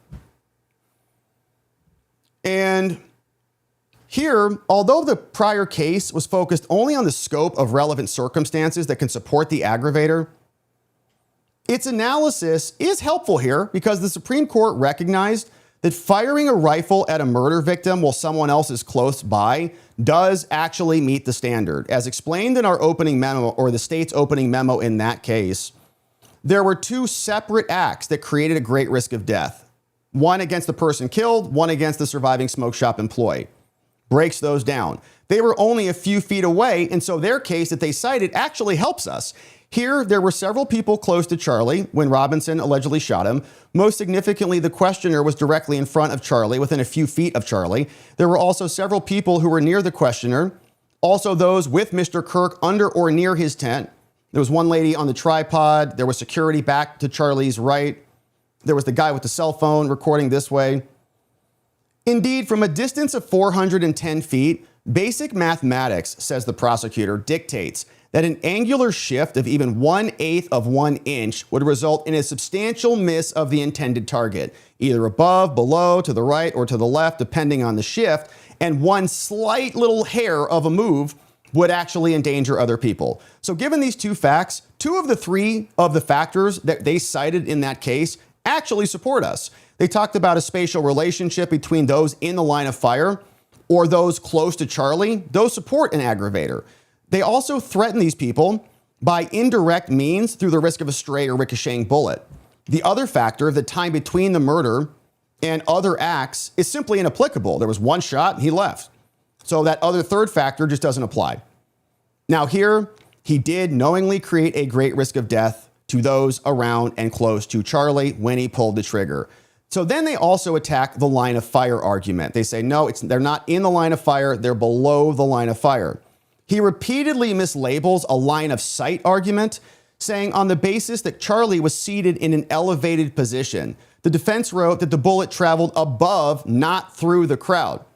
But in State Exhibit 8, the questioner's head is visible above Charlie, and others standing in the front rows of the crowd are positioned at approximately the same level as the questioner, but slightly farther back from Charlie. And regardless of the precise elevation of the questioner's head and the heads of the others, any difference is so negligible that it does not place others outside the line of fire. The evidence therefore supports the belief that they were in the line of fire and therefore in the zone of danger that he created when he fired the shot. And he knowingly created that great risk of death, even to those near Charlie, but even if they're not in the line of fire. 2 security personnel were directly in front of and on either side of Charlie, but still within the span of his tent. Third security person was under the tent and just to Charlie's right. This person had to take only a small step to reach Charlie as he fell. Another person was operating a camera just under the tent's front edge and to Charlie's left. That was the woman on the tripod. Defendant had a clear line of sight to view all these people from just 410 feet away. And the evidence also supports a reasonable inference that Robinson knew that people were in the area behind Charlie, behind the tent. He visited the amphitheater at least twice before the shooting. The evidence supports a reasonable inference that he saw the staging area behind the tent. And the fact that he had a clear line of sight to Charlie at the time of the shooting also supports an inference that he knew that people were in the staging area when he fired. Now, he argues that given the speed with which he had to acquire his target, it was the 34 to 40 something seconds. We had that in our notes here. Right here, 35 to 44 seconds in position. It was so fast that the evidence does not support an inference that he knew or saw any of those people. Okay, he just pulled the gun up, boom, gets Charlie, and didn't know or see anything about anybody else. But this argument, again, ignores the evidentiary standard. It asks the court to view inferences in his favor to infer that he didn't see anything when he did have a clear line of sight to Charlie, the crowd, and to those nearest to Charlie Kirk, those in the staging area, again, behind the tent. The evidence, therefore, supports our reasonable inference that he did know when he fired. And the fact that they argue that he had just about 35 to 44 seconds in the prone position to observe those people, they say doesn't matter. He would have also seen those people as he got onto the roof, ran, and then crawled toward the rooftop position, so that little window is much broader, actually. But regardless, emphasizing how quickly and how hastily Tyler Robinson had to act to acquire his target and fire, that doesn't actually help him. It only highlights and increases the likelihood that he would miss his intended target because he was rushing to do it. The speed with which he had to act, coupled with the evidence showing that he had to reassemble the rifle, that he loaded 4 cartridges into his rifle, and that in his earlier target practice, he sometimes missed the target entirely, all of that supports the reasonable inference that he knew he could miss. That inference also supports a reasonable belief that he knowingly created a great risk of death to those in the line of fire and others near Charlie. Again, a jury can infer that an individual knowingly endangered a person when they use a gun in any area because it's an inherently dangerous device where others could be. And this is the same analogy that we used when we were reading the Robinson defense response. Common sense also dictates that firing a gun, especially a high-powered rifle, towards others puts them at great risk of death. That is precisely why gun ranges prohibit shooters from even handling a firearm when others are downrange beyond the firing line. You step over that line at an outdoor range, they flip out, rightfully so. You don't have to be even in the line of fire in front of the barrel or the muzzle of the gun. You just have to, just kind of, oops, let me pick up my son. Ah, what are you doing? Provo shooting sports range and safety rules are all available there. Now, defendant highlights cases, right? As soon as you cross that line, that's the zone of danger. Don't even need to be in front of the gun. Defendant highlights cases where other courts did not find the facts that satisfied the aggravator. But again, this is not how anything closely resembles our case. The issue is here, whether there are inferences that are reasonable that demonstrate that he satisfied the aggravator here. And moreover, some of the cases support the application here. For example, although the defendant in Littlejohn in Oklahoma fired only one shot in a convenience store that hit his intended victim, the court said, yeah, the aggravator applies. It does create a risk of death to those in close proximity in terms of time, location, and intent. No mention of how close others in the store were, but they upheld it in that case. Similarly, in Johnson out of Tennessee in 2001, the court found the defendant did not create a great risk of death to another when he fired at a store manager at point blank range because no other person was in the immediate vicinity or within the line of fire. They say, well, both of those elements work in our favor. Here, another one in Bin Laden. A defendant who might carefully target his victim does not help the defendant Robinson here. That court said that a jury may find that there would be a qualitative difference between a defendant who carefully targets an intended victim without endangering others and one who acts with indifference to additional persons. But here, there was indifference to those in the line of fire and close to Charlie because his shot endangered them, even though it ended up hitting its intended target. So these arguments that the evidence doesn't establish probable cause are also unpersuasive. They ignore evidence and they improperly view other evidence as inferences that should benefit them. You're saying that we can't have inferences that benefit us, but you just want to reverse them. So their argument that he did not have to reassemble his grandfather's rifle ignores the evidence that the rifle was in at least two pieces when he was walking with a limp and carrying a backpack as he approached and climbed the roof. And people have been recreating this. They'll split the rifle apart, put one in one side, one in the other side, rather than keeping it all the way long, going all the way down from, ankle to shoulder. He omits the screwdriver on the roof from his recitation of the facts. And even if Robinson could have concealed the entire rifle in his pant leg, transporting it that way supports a reasonable inference that the scope would not be in the same position that it was when he sighted the rifle. Okay, so either way, if he reassembles it or doesn't reassemble it, the scope is getting perverted, assuming that he did so before the shooting. Now, the target found in his apartment and the 4 engraved cartridges also loaded in the rifle support the inference that he knew he might miss. The argument that the targets might be completely unrelated is undermined by their continued presence in the apartment and the discovery of a cartridge in his apartment that had engraved the words "test shot" on there. So he fires a test shot in an engraved round and then fires the kill shot in an engraved round. And whether those targets are related to the murder or not, their presence in the apartment shows that there can be a reasonable inference that they were his. So the target shows that he seldom hit the bullseye and sometimes missed altogether. So in sum, because the evidence demonstrates probable cause for each element of murder and aggravated murder, you have to bind that over as well. So moving on to the next count, they say there was no obstruction of justice, but they say you're improperly drawing inferences to you. Contrary to their assertion, they say that Robinson's directions to Mr. Twiggs to not talk to the police was only about the Constitution, not to obstruct an investigation. But they ignore that before those messages, Robinson directed Twiggs, before he directed them about the police, he also told Twiggs to delete their incriminating messages. The conversation also included the defendant explaining how he concealed his rifle and changed his clothing. So it was actually obstructive because of the deletion of the messages, and he was encouraging him to invoke his Fifth Amendment rights so that the conversation that they had about the rifle and the clothing and more would all be protected, and Robinson would not be implicated via Twiggs. Now, although they claim to contextualize the statements, he actually ignores the full context of this. You can't ignore incriminating evidence. It doesn't make it go away. Properly viewed, the evidence supports an inference that Robinson intended to obstruct this when he told Twiggs, don't talk to the police. The evidence requires binding him over on count 6 as well. Similarly, also reasonable to infer that he knew that a child was there. The argument is that there is no evidence from which the court can infer a belief that a child was there.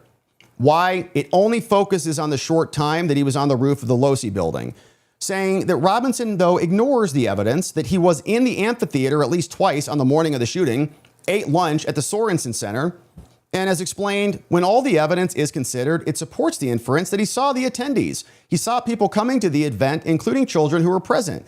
But even if the evidence was limited to just the time that he was on the roof and not his prior times there, he could see the entire crowd from there.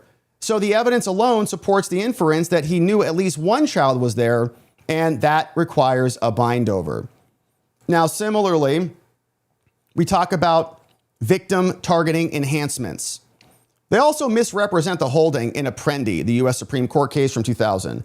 They say that the state must establish probable cause at the preliminary hearing to support these aggravating factors. But contrary to the representation, saying again, they're just kind of misstating the law, Apprendi, the Supreme Court case, did not hold that any fact which increases the potential punishment are elements of the offense. They say they are elements, they have to be articulated now, and that those elements must be proven beyond a reasonable doubt. They say that's not what the case said. Apprendi held that any fact that increases the penalty beyond the statutory prescribed maximum must go to the jury. Okay, so is this going to make it worse than a life sentence or worse than the death penalty? If so, then that is separate, but it's not, the death penalty is basically as bad as it gets. So neither the violent offense in the child's presence aggravating factor nor the victim targeting enhancement actually implicate the Supreme Court case Apprendi. The violent offense aggravator requires only the sentencing judge or the Board of Pardons or others consider that. It doesn't increase the maximum penalty beyond death, there's really nothing there, or the penalty for felony discharge beyond 5 years, all the way up to life. Same thing for victim targeting. Counts 1 and 2 are capital charges, so it can't increase beyond that. But neither the aggravating factor nor the sentencing enhancement implicate the Supreme Court case. We don't have to be proving these elements right now, period. And similarly, there is evidence anyways that he was targeting him based on his political expressions. As with several other of his arguments, again, Robinson ignores critical evidence in inserting or asserting the state has not established probable cause as to targeting, ignoring the fact that he engraved one of the cartridges, again, they keep saying this, in his grandfather's rifle with the overt political reference to, "Hey, fascist, catch." That alone is sufficient to establish a reasonable belief that Robinson targeted Charlie because of his perception of political expression. Again, ignoring evidence doesn't make it go away. So they also ignore the evidence that as TPUSA's leader, Charlie's avowed purposes included promoting and debating political issues, went to college campuses to do that. Kirk's goals included helping people develop knowledge, skills, motivation, so that they can restore American values like patriotism and more. That's why he went there. All this evidence, along with what we discussed in our opening memo, establishes a strong inference that Robinson targeted Charlie because of politics. This is especially true when the evidence is considered in light of his admissions that he said, "I had enough of Charlie's hatred." And so therefore, there's probable cause as to count 7 as an enhanced misdemeanor. Even if the Supreme Court applied to this, which it doesn't, the evidence establishes probable cause to support this sentencing enhancement. And so for these reasons and those in the state's opening, the court should bind the defendant over for trial on all counts in the charged information. Signed by Christopher Ballard, the deputy county attorney out there in Utah. And so now that's the game. Briefing is complete unless the judge orders anything additional. But the case, I think, is going to be actually scheduled for oral arguments on this in front of Judge Graff early September. We'll keep our eye on the date. But what we're seeing here is basically a direct response. And so once again, from the prosecution side, everything should be bound over, saying, as to count 6, he ordered him to delete text messages, hid the rifle, changed his clothes before he acted as a constitutional lawyer. The rooftop view meant he got an entire view of the crowd. He saw everybody. He knew a child was there. The Apprendi case is about maximum counts. Death is death. It can't increase that. And they were targeted because he said, "Hey, fascist, catch," all engraved on a cartridge, showing it was a political assassination. Now, the knowingly creating a great risk of death, the reliance on Sosa Hurtado is erroneous. It's not a multi-factor test. High probability means great risk. It's the same thing. And actually, one shot that did result in a death means that knowingly creating a great risk of death can be applied to a single shot. And the defense, this is where they're getting their ethical violation argument. They relied on Cristobal from 2010. It was overruled in 2015. Other cases confirmed it was overruled, at least as to that point. And so therefore, they violated their duty of candor. And the argument that reasonable inferences are not valid is inaccurate. One inference versus another inference doesn't cancel out the inferences. It doesn't automatically make it speculation. So the court can and actually must make those inferences in favor of the government. And so all inferences that are reasonable go to the benefit of the state. And then lastly, we talk about geometry. In the line of fire includes bullets whizzing over the top of people's heads. Doesn't matter if it's above their head, they're still in the line of fire. And doing the math, a simple 1/8 inch of a shift would mean a substantial miss, an actual danger to others. And if the bullet came out of Charlie's neck, as many people suspected that it should, that would do the same thing. So the questioner, there were security people, there were people under the tent, there was a camera operator, all of them in the zone of danger. And then we finally have 2 prior visits to the amphitheater, line of sight while running and crawling. It wasn't just 35 to 44 seconds. The limp, the backpack, the screwdriver, the reassembly, all of that omitted by the defense. But either way, the argument is he could have missed even if he didn't assemble or disassemble it, because it would have shifted the scope in his carrying it onto the roof. 4 engraved cartridges mean that you can infer he may have thought he was going to miss. He missed a bunch back during the actual target practice. And of course, common sense, this is the argument we made. I wouldn't want a bullet whizzing over my head. If a bullet is flying by my head in any way, I'm thinking I'm in the zone of danger, 100%. Oh, it's only, 3 feet above me, so I guess I'm safe. Who's shooting in my direction? I got to get the hell out of here. So I think, long story short, they say probable cause is easily met, bind over on all counts. I do believe, if I had to think and prognosticate as to what Judge Graff is going to be doing, I do think he's going to bind everything over. Could be wrong, but it's a very low standard. It's a reasonable belief that a crime was committed, a reasonable belief that this person did it. All inferences by law are held in favor of the government because it's only a preliminary hearing, and the standard is so low that I have a hard time believing that Judge Graff will do anything else on this matter. Now, again, hearsay is perfectly admissible at this stage. It will not be perfectly admissible at the trial stage. And so the defense will be able to make their arguments. They'll be able to say, well, Lance Twiggs, if you want to come testify, you're going to be subject to cross-examination. We're going to smash your credibility. We're going to say you were more complicit in this than you're letting on. Point to your DNA on certain things and try to, negate any of his identification and his naming Tyler Robinson in the video. And then when video comes in, they're going to have to authenticate that aggressively, right? And show a proper chain of custody and where it came from. When cell phone records and search warrant evidence comes in, they're going to challenge all of that. So the case is going to get a lot more tight as it advances. But we're here only for the preliminary hearing, and I think that the government has established the fact that that very low standard, plus the inferences that are going to be analyzed in a light most favorable to them, are meeting that standard, and it will be a curious case to continue to watch. We continue to pray for Charlie. May he rest in peace. Prayers up for his family and his little kids. We really wish he was here with us here today, but we're going to keep our eye on this case and see what the oral arguments look like and continue to flesh out our flow chart so we can piece all this together. It is a complicated one, and we'll keep our eye on this. Thank you for joining us and subscribing as we do. All right, friends, what a lovely day it has been. We talked about some good stuff to kick the day off. We had a criminal referral. We have an election whistleblower inside Jocelyn Benson's own office who is now explaining that this has been brought to his attention that non-citizens are getting automatically registered. They told the lady working in the office that the county clerk will be able to just remove them. Turns out that's not true at all, because when they get the list, there is no citizenship status on the spreadsheets, and so nobody can actually validate who is a citizen or not. So criminal referral going out. We know that they've already identified a bunch of other non-citizens on the list, several of them been prosecuted.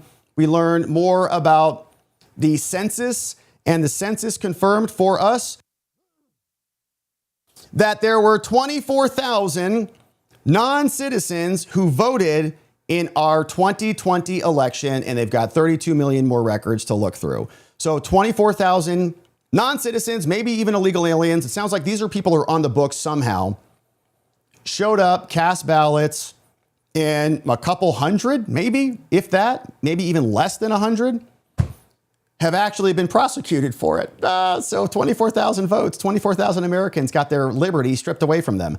We talked about that. Then we talked about James Comey. This was a fun one because we learned that James Comey's wife was looking up 8647 before they posted the image. They got search warrants for Comey's iCloud. Wonder what else they saw in there. And got the original photo as well. So we'll see if that comes back to bite them. But we also learned in this one that Comey is a terrible writer, and it seems like the plot of his book was literally about somebody on the internet saying things about eliminating people, and then people going and eliminating that person. We have a hack protagonist prosecutor who's like, let me tell you about King Henry. Ugh. And Comey writes the whole story, and then turns out Comey does the very thing that the nemesis in the book actually does. Puts out a stochastic terrorism message, encouraging people to go eliminate Trump. It happened. Many people have attacked the president and tried to eliminate him, like at the White House Correspondents Association dinner and more. And so now the DOJ fired back, and they said in a really fun line here, I appreciate whoever wrote this, now in May, a charismatic leader named James Comey, through the wonder of the internet, posted his own coded message, just like in his little novel. Walked us through what happened when he hopped on to Colbert. Everyone knew that this was a ploy to sell some books. They got screamed at by one of the relatives saying, you guys have really gone off the deep end over the years with your TDS. Yes, let's go. Would like to get that dude on for an interview. We've also then turned our attention to Robinson. We did a recap on what the defense arguments were in their response. Then we got the government's reply. And there's a pretty strong accusation here that there was a breach of candor, that they were misstating the law and were so wrong about it that it's, actually an ethical violation. So we'll see what Judge Graff says. I'm sure the defense will respond to that as well. You cannot let an accusation like that just let lie. And so we'll keep our eye on this one. We'll have oral arguments on all the briefings early September, and we'll be here to get into it. But now, friends, it is time to hear from you. And let's see what you say about all of this. Happy Wednesday. It's all downhill from here, baby. And we're glad to have you here. Is Locals still down? It is. Oh my gosh. What a joke. All right. So Locals is down. So what's going on? We got a couple of comments here. Whoopee, it's hump day, baby. That is right. It is hump day Wednesday, middle of the week, all downhill from here. Shout out to that nice camel with the hump. Hey, what's up on Rumble? ZG 2017. They were handing out pamphlets at Texas border encouraging illegals to register and vote for Biden. I saw these on the news. They thought they could vote. Yeah, I believe that. They were handing them pamphlets to get into the country. We've seen videos of people getting paid to vote. And yeah, the whole system is very problematic. I did not see those pamphlets. I'd like to see those videos, or those news clips. But they were encouraging them to break other laws, like, federal immigration laws. So what's a little vote to boot? Thank you, ZG, for the nice dono. Thanks for watching on Rumble. What's up, Scott Hotved? What's up? 7 months as a member, 2 more to a full baby. Hey, thank you, Rob, for all you do, man. Thank you, Scott. We appreciate you being here for 7 months, supporting our work here. Couldn't do it without you. Thank you, everybody, for joining us, subscribing, and all the things. We did have a great members-only stream this morning. We talked about 2 different cases. Oh, the Derek Chauvin filing. So the George Fentanyl Floyd case, Chauvin submitted another petition for post-conviction relief, probably the best one so far, saying that the case was illegally handed from Tim Walz, took it from the local county attorney, passed it off to Keith Ellison. Another county prosecutor was very upset about that and objected, and then was brought back onto the team so that they couldn't subpoena that person about the objections. Whole case was completely rigged. We read through that, and then we read through the Hayden Panettiere actual police report and listened to some audio in that case. So that was what we got this morning. Thank you, Scott. Jerry Winfrey. I know, man. Sorry, Jerry. Locals is down, and it's not just us, man. It's the whole stinking website. So I don't know what they're doing over there, but it's not just us. It's everybody. So not good. Thank you, Jerry. Sorry we missed you, Locals friends. What's going on, Spuds? Comey saw reruns of Get Smart. Max agent number was 86, and everyone was out to do Max in. It's a premeditated Hollywood thing from Spuds. Man, I never saw that one. Get Smart? Was that the one with Arnold? I don't think I saw that one. Yeah, weird. Thank you, Spuds, for the heads up. So he should have known. Everyone's out to do Max in. Probably means eliminate Max, right? So Comey knew. Thank you, Spuds. Hey, Severus. 29 months, Severus, man. Shout out. Appreciate you being here so long. You're the man. And I think I got your email too. Can't wait until you get to 1 million subs. Pfft, me either.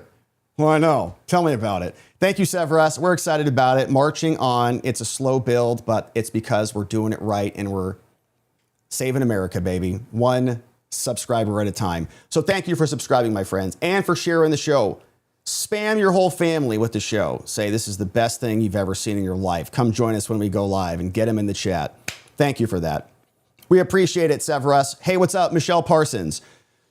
Rob, check the Sammy the Bull transcript from the trial. I heard Comey actually asked him about 86. If he used it and what he understood the meaning to be, Sammy said to get rid of ... permanently. Dun, dun, dun. Yeah, Michelle, I thought that they checked that, didn't they? I thought we heard them say they went through the transcripts and did a Control F and, search for it. I could be wrong. I would imagine the government looked that up. They probably went through every single case that Comey prosecuted to see if it came out. And if they could find it, even in their briefing right here, they're like, it would be the smoking gun. So hopefully they can find it. But I'm not sure what happened there. And it would be great if they did have that testimony. That would be devastating for their case. So DOJ prosecutors, if you're out there, follow this advice. Sammy the Bull transcript, go pull them. Do a Control F, throw it into AI, see if it's in there. Michelle, thank you for the nice dono. I hope it's in there because that would be just brutal for them. Hey, what's up? Da Sugar Baby Diva. You sent me an email. Amazing. So we were talking about data centers this morning, and I think there's, reasonable concerns, but I'm not anti-data center. I'm anti-data center like taking over the farms because food is necessary to survive more than a data center is. And some people have some strong disagreements with that. And so we were talking about that. The Sugar Baby sent me some emails about this, says pop the popcorn and get comfy. I think that there's a lot of, kind of frenzy around the issue. And anytime there's frenzy around an issue, we like to, pause and take our time to digest it. So thank you to Sugar Baby. I'll take a look at the email. Thanks for sending it over. Hey, Bill Tong is here, man. What's up, Bill Tong? Are you tired of the same old snacks? Of course you are. Upgrade to high-protein Biltong from BiltongUSA.com.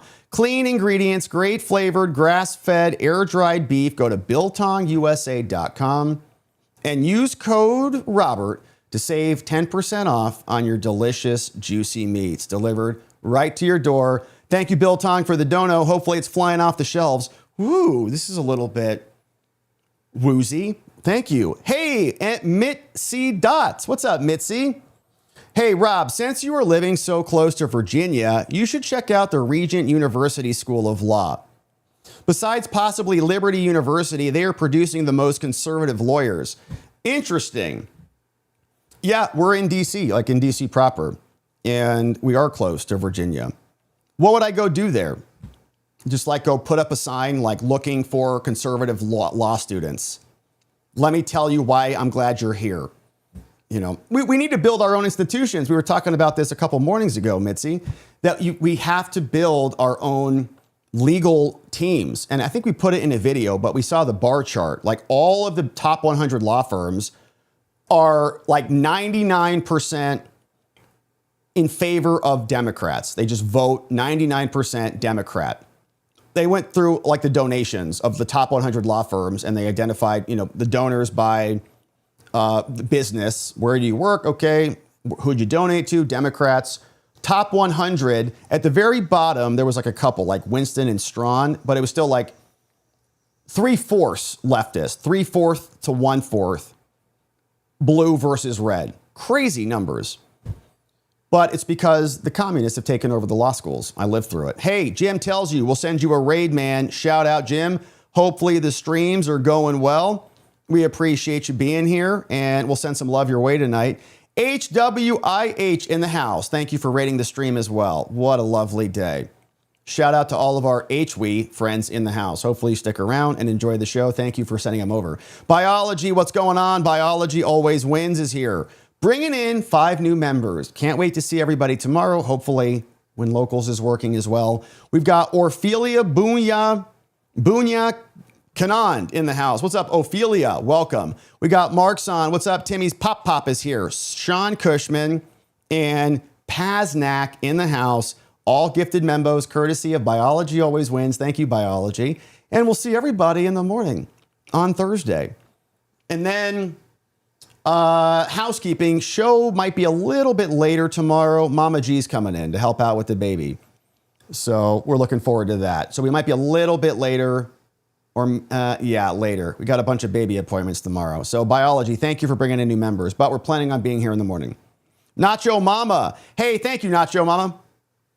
Congrats on the 600K. Thanks for the great content. Thank you, Nacho Mama. We really appreciate that. Yeah, we're really grateful for what we have going on here. I feel blessed that that there's like at least one other person who cares about these things. And there's more. So that's really awesome. And I really feel honored to spend time together with you guys. So thank you for being here. Nacho Mama, happy 2-year anniversary to us as well. What a beautiful day. Spuds, GSTV series with Don Adams, Tennessee Tuxedo, 1965 to 70. Man, that's a little bit before my time. Never even heard of it. Tennessee Tuxedo? Sounds like a good one. GSTV with Don Adams, 1965. I wasn't even a glisten in anyone's eye at the time. Thank you for the heads up on that, Spuds. Smooth Brain Crypto. 86 was already publicly litigated in 2020 when Whitmer used 8645 in news interviews. Trump War Room tweeted it as violence, well publicized, so he knew. Yeah, that's interesting. Smooth Brain Crypto in the house. We appreciate that. Yeah, I didn't realize that, but there are 8645 comments and T-shirts. I think the Comey prosecutors did like a search analysis on it, and it was like there were a bunch of like 20,000, 80. They did an Amazon search. I think we saw that in a filing. 8645, there was like 20,000 Amazon T-shirts. Then like 8646 was like 1,000 for Joe Biden because nobody cared. Like, he's already dead. How are we going to 8646? He's dead. He's not even functional. So then they did 8647, and again, like all the T-shirts popped up again. Because these people are sick. Why would you? They're sick. Yeah, and I understand like posting 8646 if you're going to say, like, you're going to mock them for saying it. Like, oh, you said 8645, so now I'll say 8646.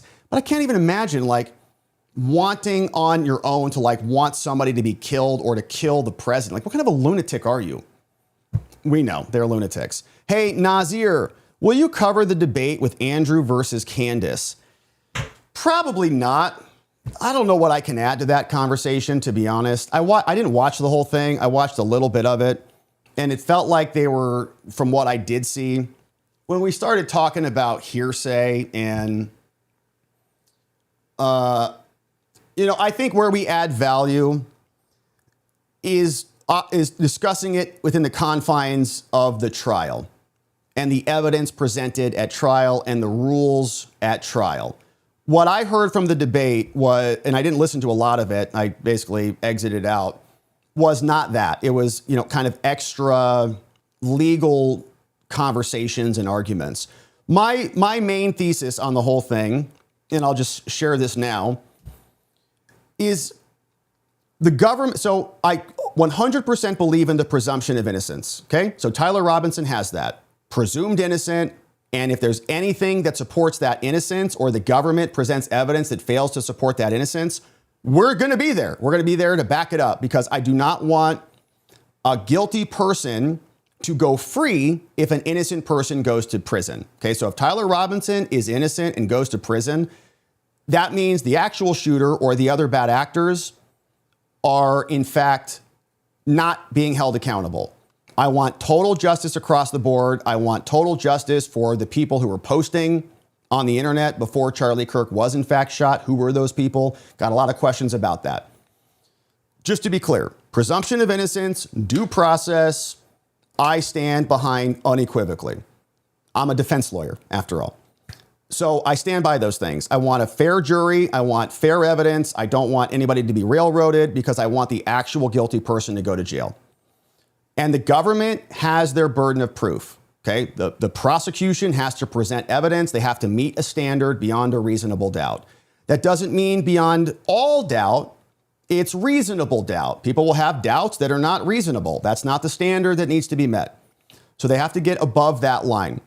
Now, once the prosecution makes their claim and they've kind of crossed that threshold, the defense needs to do something to defend themselves.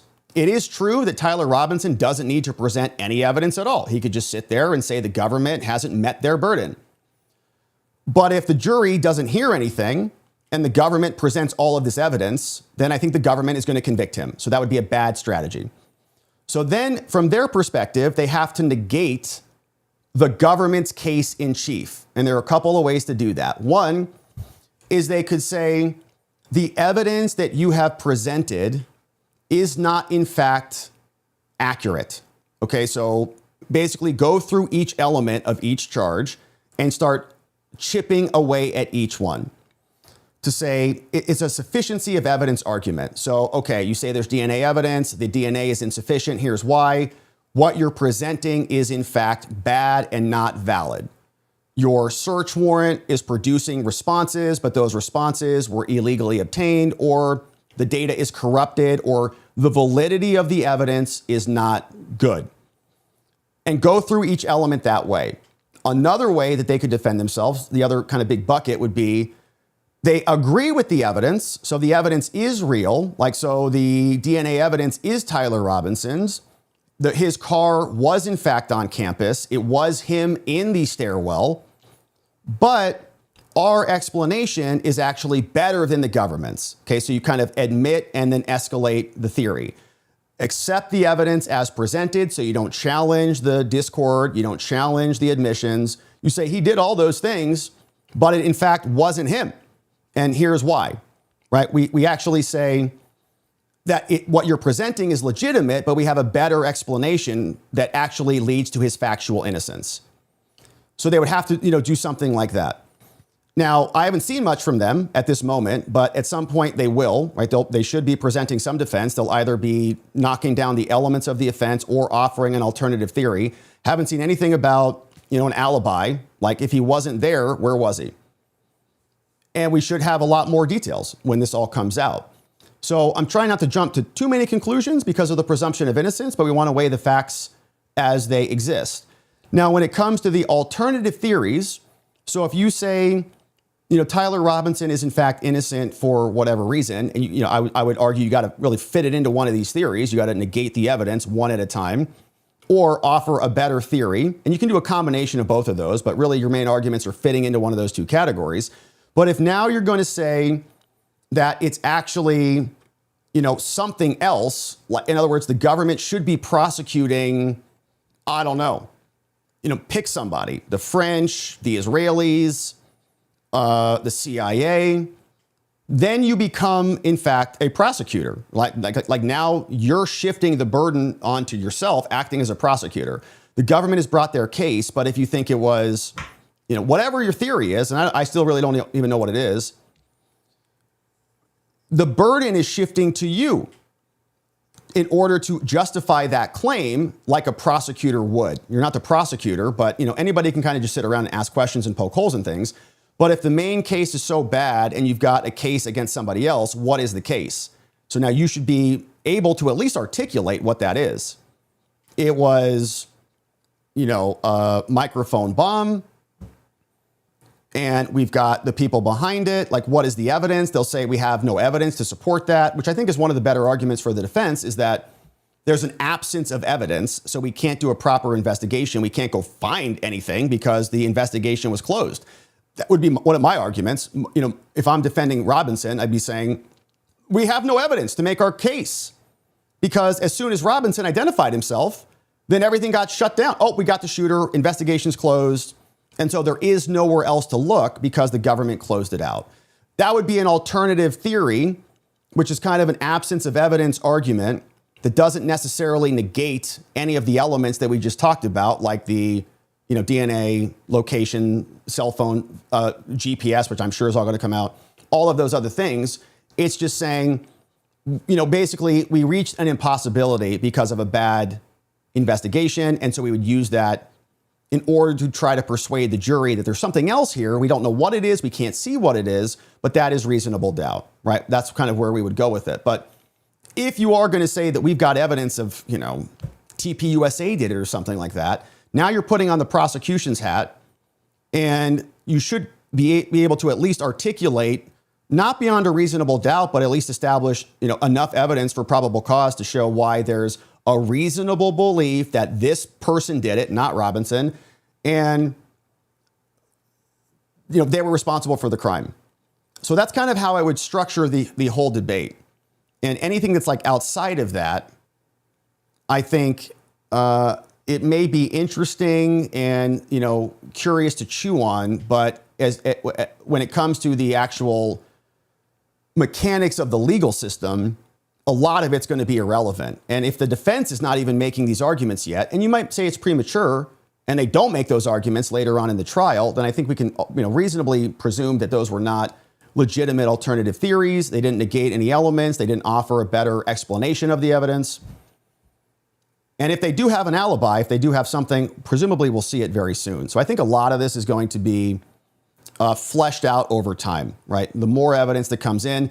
If the government, let's say that the capital charge, the aggravator, is bound over, if Erica and Turning Point and the victims are okay with it and they offer him a plea deal that is not a capital case plea deal, I got to imagine that his team is saying, you got to take this case. You got to take this plea deal. Plea it out, take life. Just basically do what Luigi did and try to close it out. But we'll see. Ultimately, we're trying not to get into the kind of personal stuff, the back and forth stuff, like what is the evidence that's being alleged? What are the mechanics of the trial? How is it functioning in a court of law? Keep our analysis to that. If there's evidence that shows that there's a better explanation than Tyler Robinson, we'll take a look at it 100%. We just haven't seen it yet. Hey, what's going on? We got Michelle. Hey, Rob, check out the illegal immigrant unaliving a mom in Fairfax, Virginia. I saw that headline on that. Just terrible. Yeah, arrested 19 years old this morning. I did see that headline. Dude looks like a criminal maniac. I saw that, Michelle. Yeah, maybe we'll come back to that in the morning. What's up? Thank you, Michelle, for the heads up. I think I've got a couple of things queued up in the morning. Spuds, Get Smart is on Amazon Prime, baby. Great mid-60s comedy. Okay, so it definitely wasn't the Arnold Schwarzenegger movie, right? Got it. Thank you, Spuds, for the heads up. And Don't Mind Me, Donut says he was also the voice of Inspector Gadget. I did not know that. Spuds, spoof on James Bond, created by Mel Brooks, Buck Henry, and it's all on Amazon Prime. Everything's on Amazon, isn't it, Spuds? Michelle, thank you for the heads up and the flag on that. Nazir says, it was a dumpster fire, to be fair, especially strictly law-based, but man, her saying zero chance it was Tyler was insane. Yeah. I mean, it's like, well, then who was it? Like, what's the alternative theory? And I don't, I haven't seen a lot of dots connected on that, other than it was like some major operation. But that's kind of my point. It's like, if you have an alternative theory, you say this one's wrong, you're kind of assuming the duty of a prosecutor, and you need to, actually articulate who did it then. Because right now, there's a lot of evidence that's seemingly coming in one direction. You kind of have a duty to disclose that. Like if you've got these dots connected, who is it, when they do it, time, place, manner, motive, location, all the things, we need to know, because you might have an innocent person who's going to prison right now if you have facts that negate all of these other things. And yeah, interesting. Anyways, thank you, Nazir. What's going on? The aiming argument is bogus. He may have hit Charlie, but I don't believe that he hit what he was aiming for. So he missed exactly what he was aiming for. Interesting. So like, in other words, he hit Charlie in the neck, but maybe he was aiming for the chest. Maybe he was aiming for the head, but got the neck. So it was accurate in that he hit Charlie, but it was inaccurate in that he didn't hit his actual location. Yeah, that's an interesting point. And that would have been a good argument too. Regardless, it resulted in Charlie's death, but maybe that's not where he was aiming. Does seem like a strange place to aim if you want to be sure you're eliminating somebody. A headshot would maybe be more accurate. He almost missed, right? He was off just a little bit. He's missing him. So, yeah, interesting things. Winning reality, thank you for that. We do miss Charlie. Like, a lot has just gone absolutely bizarre since we lost him, but we hope that a lot of the animosity kind of dies down. I think that in cases like this, when the facts start to play out, the only other argument will be that Robinson's lawyers are in on it. Like, he's a patsy, and his lawyers are also trying to set him up, which I have not gotten that sense at all. Like, I think his lawyers are fighting like crazy for him. They're making their arguments as best they can. So I don't presume that they're acting with bad actions. And if he does take a plea deal or something, right, what's going to happen? Are people going to say his lawyers were in on it too? Now, I do have questions like, who are the other people posting about Charlie before the shooting? We played those clips on the show. We played the screenshots. Were they other people who knew Tyler Robinson? I'm open to that idea too, that the investigation just didn't identify all these other people. Maybe Lance Twiggs was also more involved in it and somehow. I mean, I think he was part of like hiding him. If Robinson had not turned himself in, Lance was not turning him in based on anything that we've seen. So if I'm defending Robinson, I'm also really slamming Lance Twiggs and saying this guy's credibility is shot because he's now protecting himself, even though he was kind of complicit in the ordeal.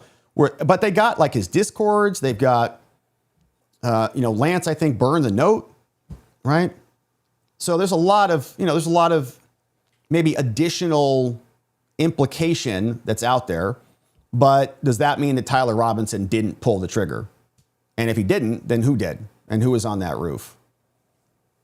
I don't know. Seems like the defense has their work cut out for them, but we'll, of course, stick to the facts and the filings.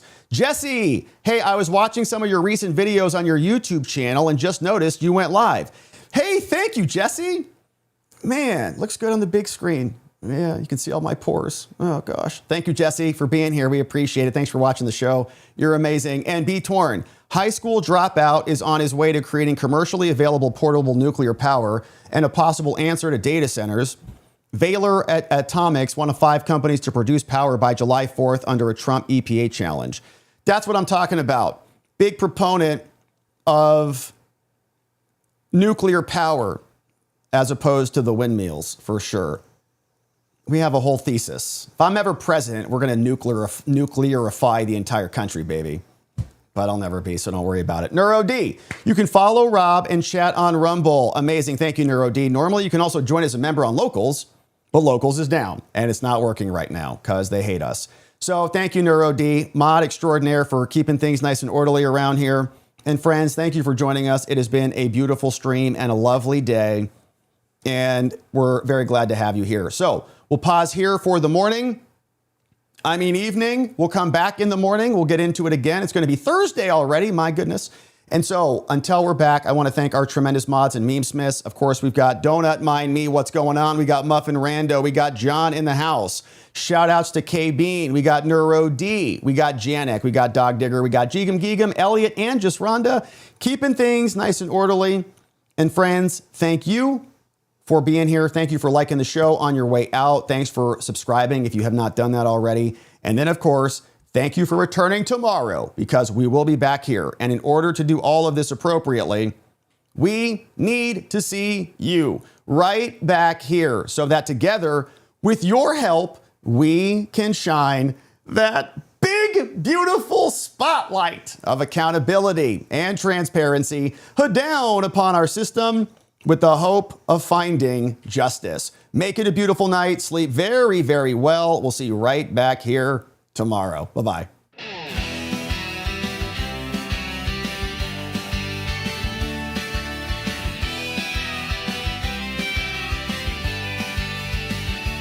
Thanks for watching, my beautiful friends. Now it's that time where the stream must end. We brought the heat with every chat and line. Together we exposed corruption.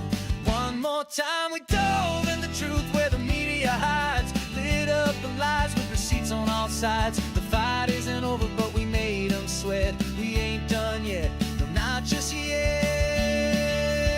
Because together we are watching the watchers, truth on our side.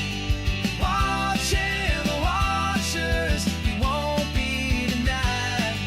Watching the watchers, eyes open wide. Fighting for freedom with nothing to hide.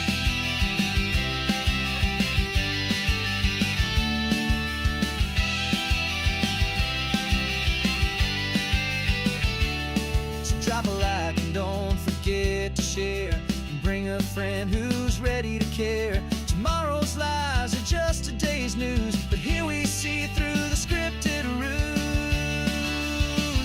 Together we are watching the watchers, shining the light.